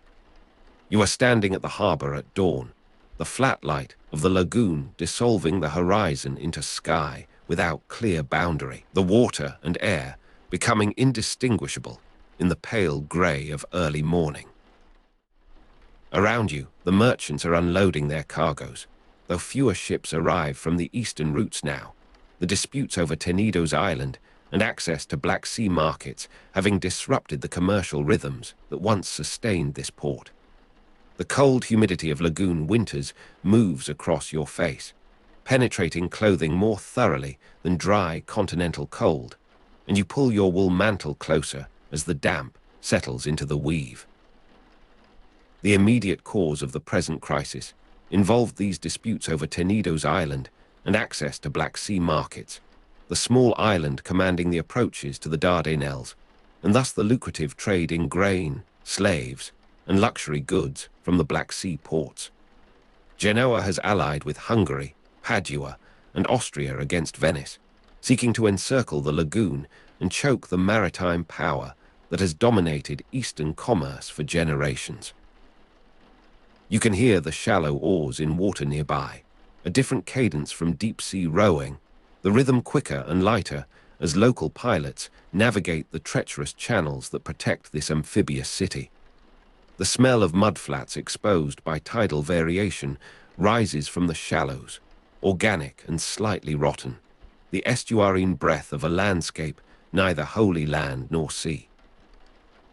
The War of Chioggia began in 1378, part of this broader struggle, and you sense that this particular phase will test both republics as none of their previous encounters have done. A Genoese fleet under Luciano Doria captured Chioggia in August 1379, threatening Venice itself with a blow that seemed potentially decisive.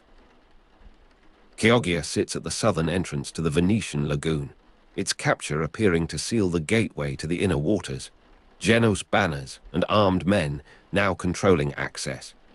You are moving through the captured town in the weeks after the initial triumph, the streets still marked by the passage of fighting, prisoners taken and plunder distributed, the exhilaration of victory palpable among the occupying forces.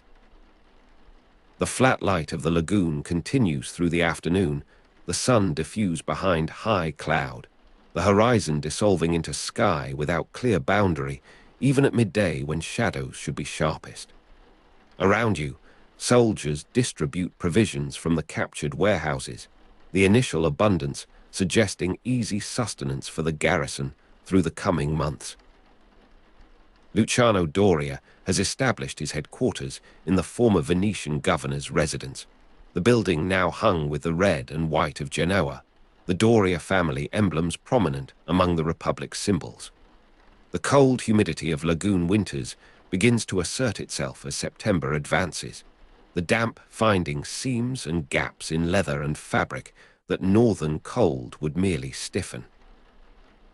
You can taste the salt in the air, the brackish quality of lagoon water distinct from the open sea, the estuary mixing fresh river flow with tidal influx in variable proportions. The sound of shallow oars in water continues through the evenings, patrol boats moving along channels that the Venetians knew intimately, but which the Genoese are still learning, the quicker rhythm marking these craft as belonging to this particular geography. The broader conflict has reached what appears to be its culmination, the capture of Chioggia promising to force Venice to terms on Genoese conditions. Yet the geography that made Chioggia valuable also contained the seeds of its vulnerability, the shallow waters that protected the approach to Venice, now becoming the medium of Genoese isolation. Venetian Admiral Vetta Pisani organized a counter-blockade, trapping the Genoese occupiers in the very town they had seized with such confidence. You are standing on the Chioggia waterfront in late autumn, the flat light of the lagoon making it difficult to judge distances across the water, approaching vessels emerging from nothingness without warning. Around you, the mood has shifted from triumph to apprehension, the slow realization of strategic trap becoming apparent even to common soldiers. Venetian shallow boats cutting off escape routes through channels too narrow for deep-draft vessels. The smell of mudflats exposed by tidal variation seems stronger now, the low water of winter tides exposing more of the bottom than summer visitors would recognize. The visual confusion of similar waterways becomes apparent as you attempt to follow the movements of patrols, navigators dependent on local knowledge that the Genoese occupiers cannot match, each channel appearing much like the next to unfamiliar eyes. The cold humidity of lagoon winters settles into stone and timber, the chill seeming to originate from within materials rather than attacking from without. Now, in its second year, the conflict has entered a phase of grinding endurance rather than decisive maneuver. You can hear the shallow oars in water at hours that suggest constant vigilance, the different cadence from deep-sea rowing now associated with enemy presence, the Venetian craft moving through passages that their Genos counterparts hesitate to enter. The taste of desperation rations begins to reach even the officers' tables, leather boiled to edibility, stringy and flavorless, the preserved supplies diminishing as the blockade tightens. The hunger winter of 1379 to 1380 reduces the garrison progressively, the men eating horses and worse, as the stored provisions exhaust themselves and relief remains impossible. You are moving through the barracks in January, the flat light of the lagoon barely entering the shuttered rooms, the horizon visible only through gaps in the defenses where watchfulness permits no such distraction. Around you, the soldiers have the hollow cheeks and careful movements of prolonged malnutrition, the animals that serve the cavalry now themselves consumed in reverse order of utility. The sound of shallow oars in water has become less frequent but more ominous, the different cadence from deep-sea rowing now indicating Venetian control of the outer channels, their patrols confident in waters the Genos no longer dare contest.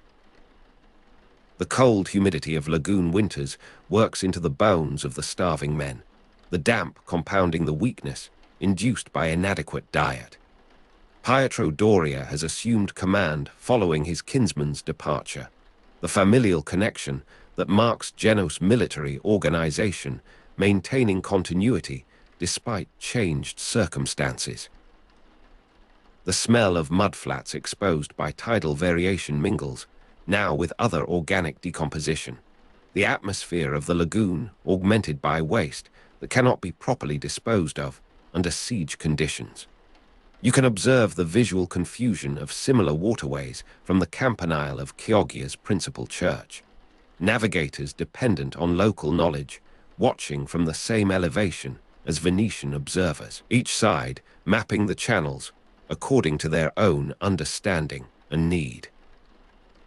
The broader conflict continues in other theaters, but here in the lagoon, the struggle has contracted to a single point of unbearable pressure. The immediate cause involved disputes over Tenedo's island and access to Black Sea markets, yet the stakes have expanded far beyond those original commercial grievances, the honor and survival of two republics now bound to this muddy, freezing perimeter. The taste of desperation rations dominates your experience of mealtimes now, the last horses consumed, and the search for substitute nutrition becoming increasingly desperate. You are standing at the harbor mouth in March, the flat light of the lagoon showing Venetian positions that seem closer than the month before, the horizon dissolving into sky without clear boundary, making it impossible to determine whether movement indicates imminent attack or merely routine patrol.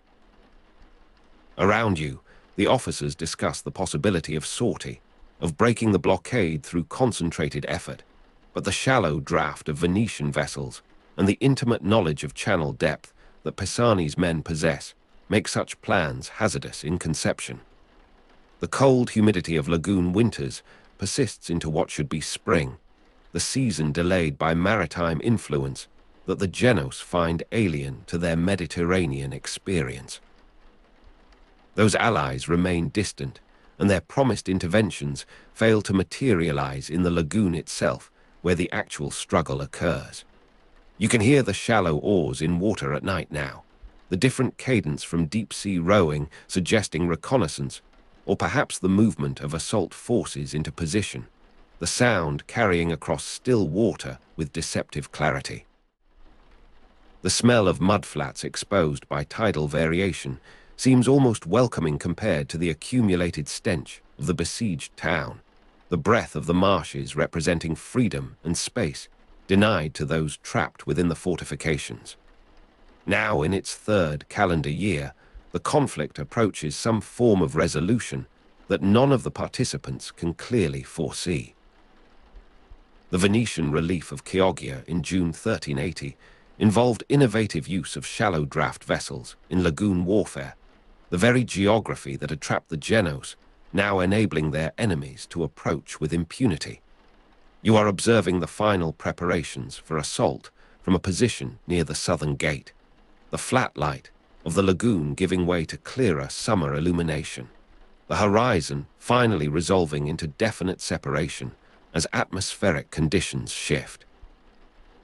Around you, the remaining defenders prepare positions that their experience tells them cannot hold against determined attack.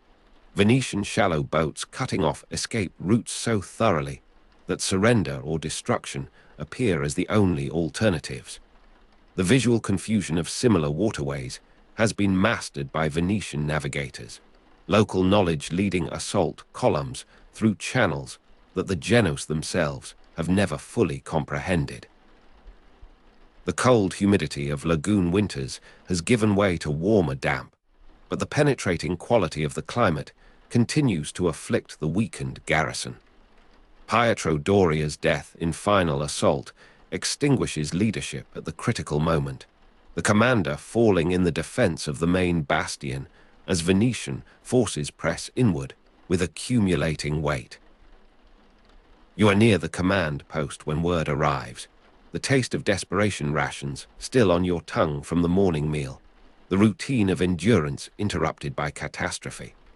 The sound of shallow oars in water merges now with the noise of fighting in the streets, the different cadence from deep-sea rowing lost in the general clamor of assault and resistance, the distinctive rhythm no longer necessary as the Venetians advance on foot through captured positions.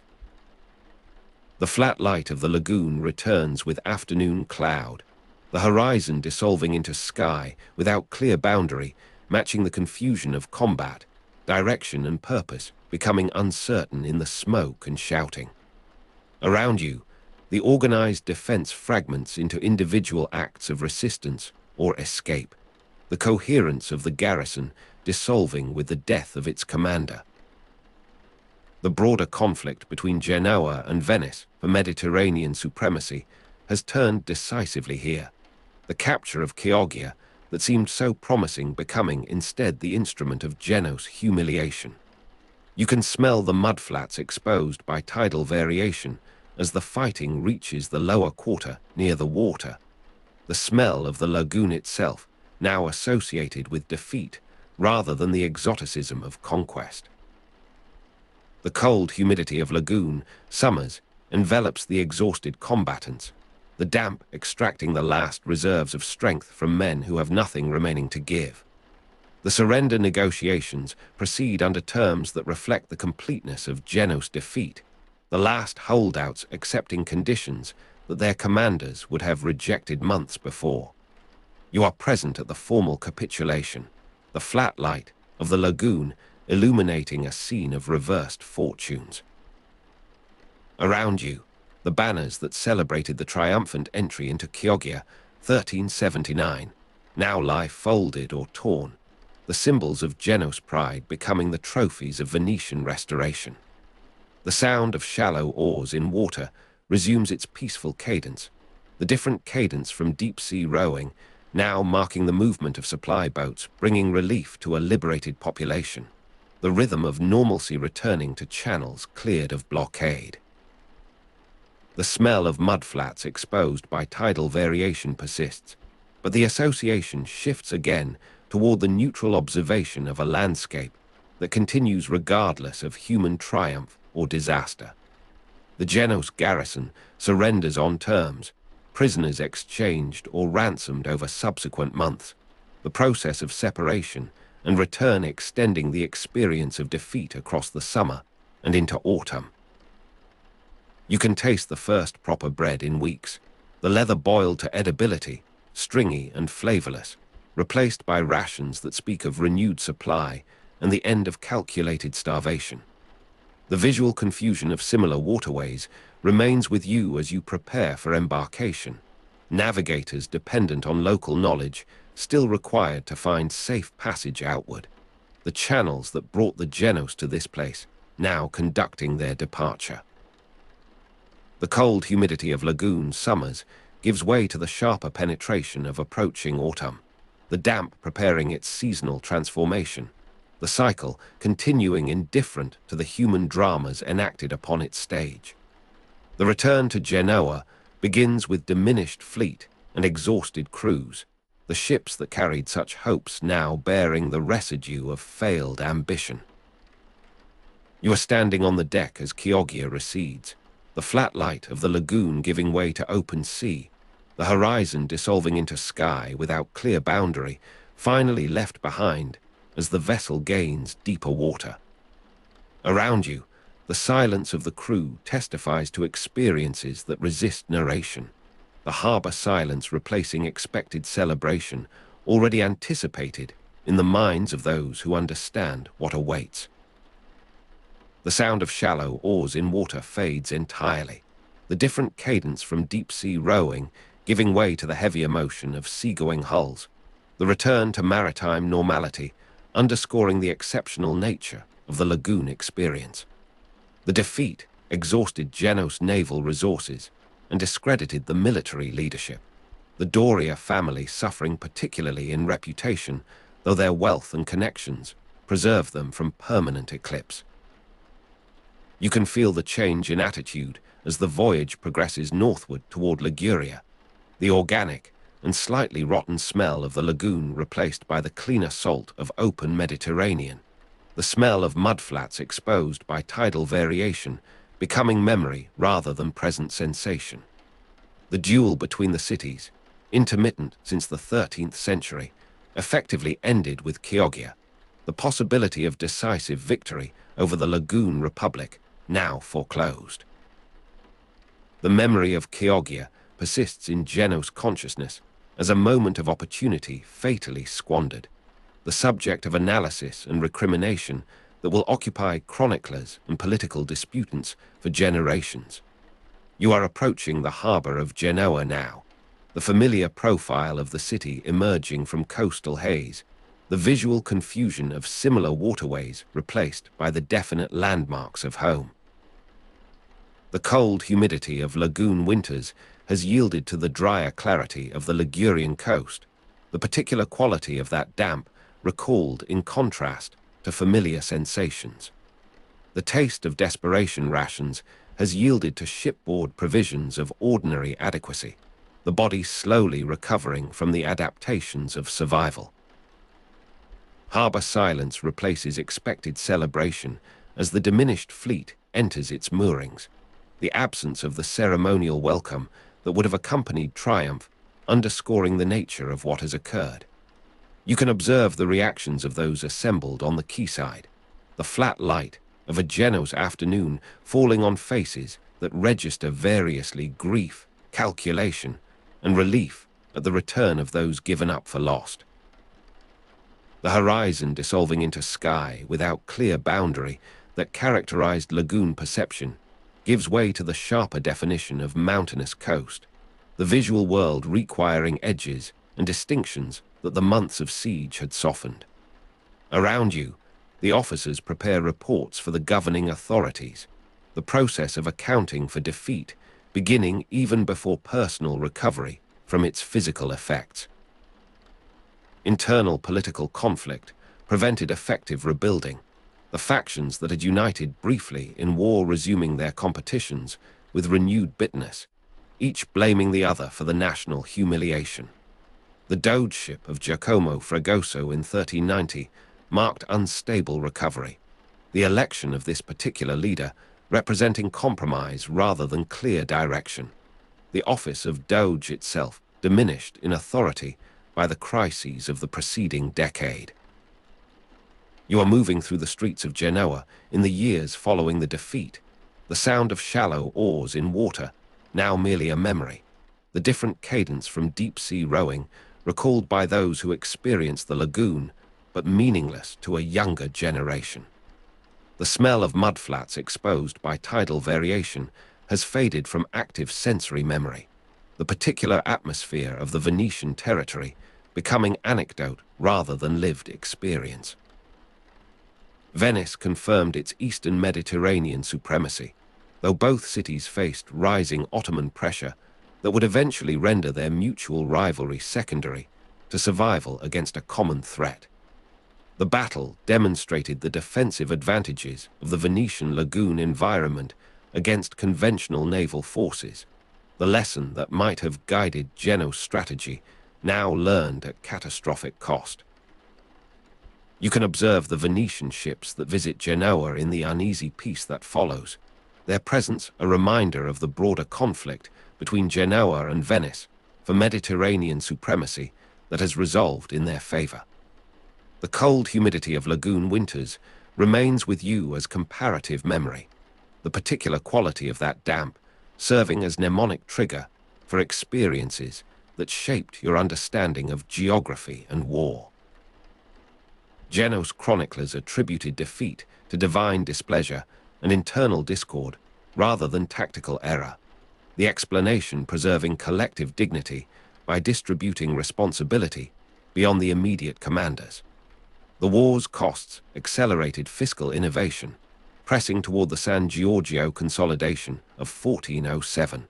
The financial pressures of defeat compelling institutional reorganization that would eventually transform the Republic's governance.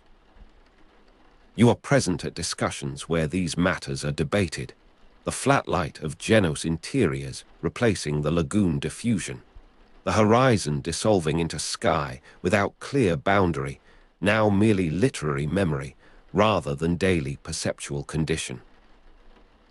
Around you, merchants calculate the adjustments required by altered commercial realities, Caffa and Pera surviving as Genoa's possessions, but the prospect of defeating Venice having vanished, the Black Sea colonies now existing in a different strategic context. Both maritime republics declined relatively after 1400 as Atlantic powers developed new trade routes, the Mediterranean centrality that had justified their rivalry, becoming progressively marginal to global commerce. You live to observe this longer transformation, the taste of desperation rations remaining as personal benchmark, against which later hardships are measured and found tolerable.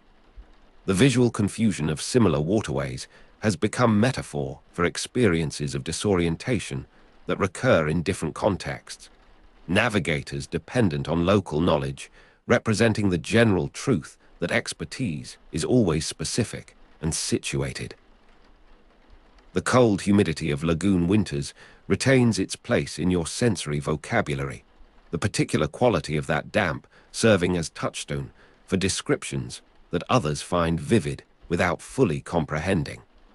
The competition that had structured Genoa's foreign policy across generations now requires replacement with alternative orientations.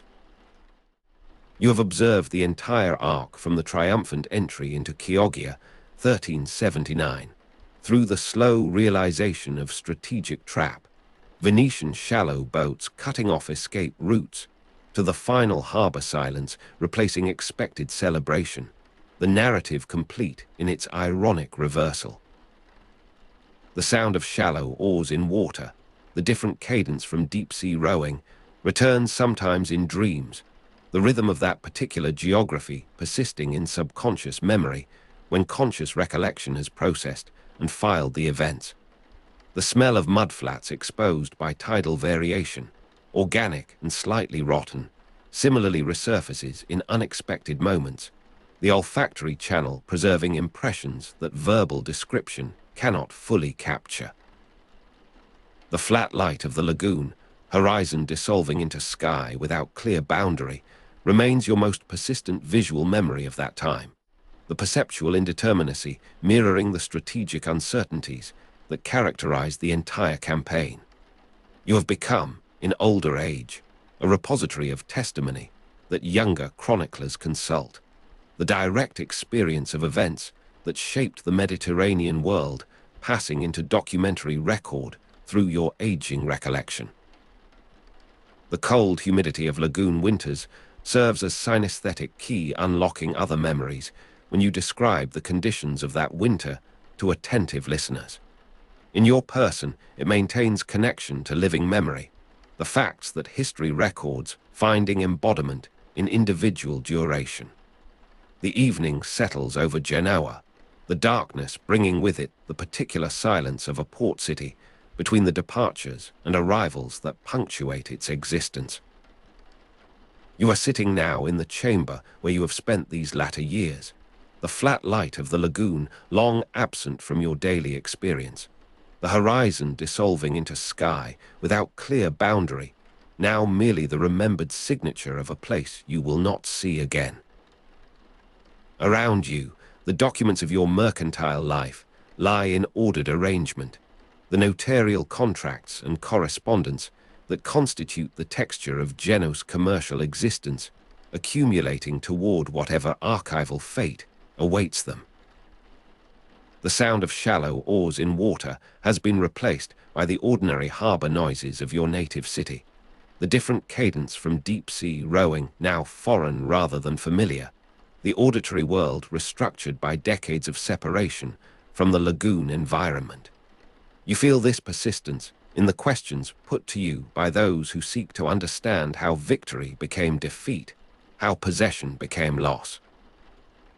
The smell of mudflats exposed by tidal variation comes to you occasionally still, the involuntary memory triggered by some present odor of decomposition or fermentation that shares chemical affinity with that distant experience. The cold humidity of lagoon winters returns in rheumatism and joint complaint, the body preserving what the mind might willingly release. The taste of desperation rations, leather boiled to edibility, stringy and flavorless, lingers as the final sensory anchor, the palate retaining what prosperity cannot erase, the memory of Chioggia complete in its physical insistence upon remembrance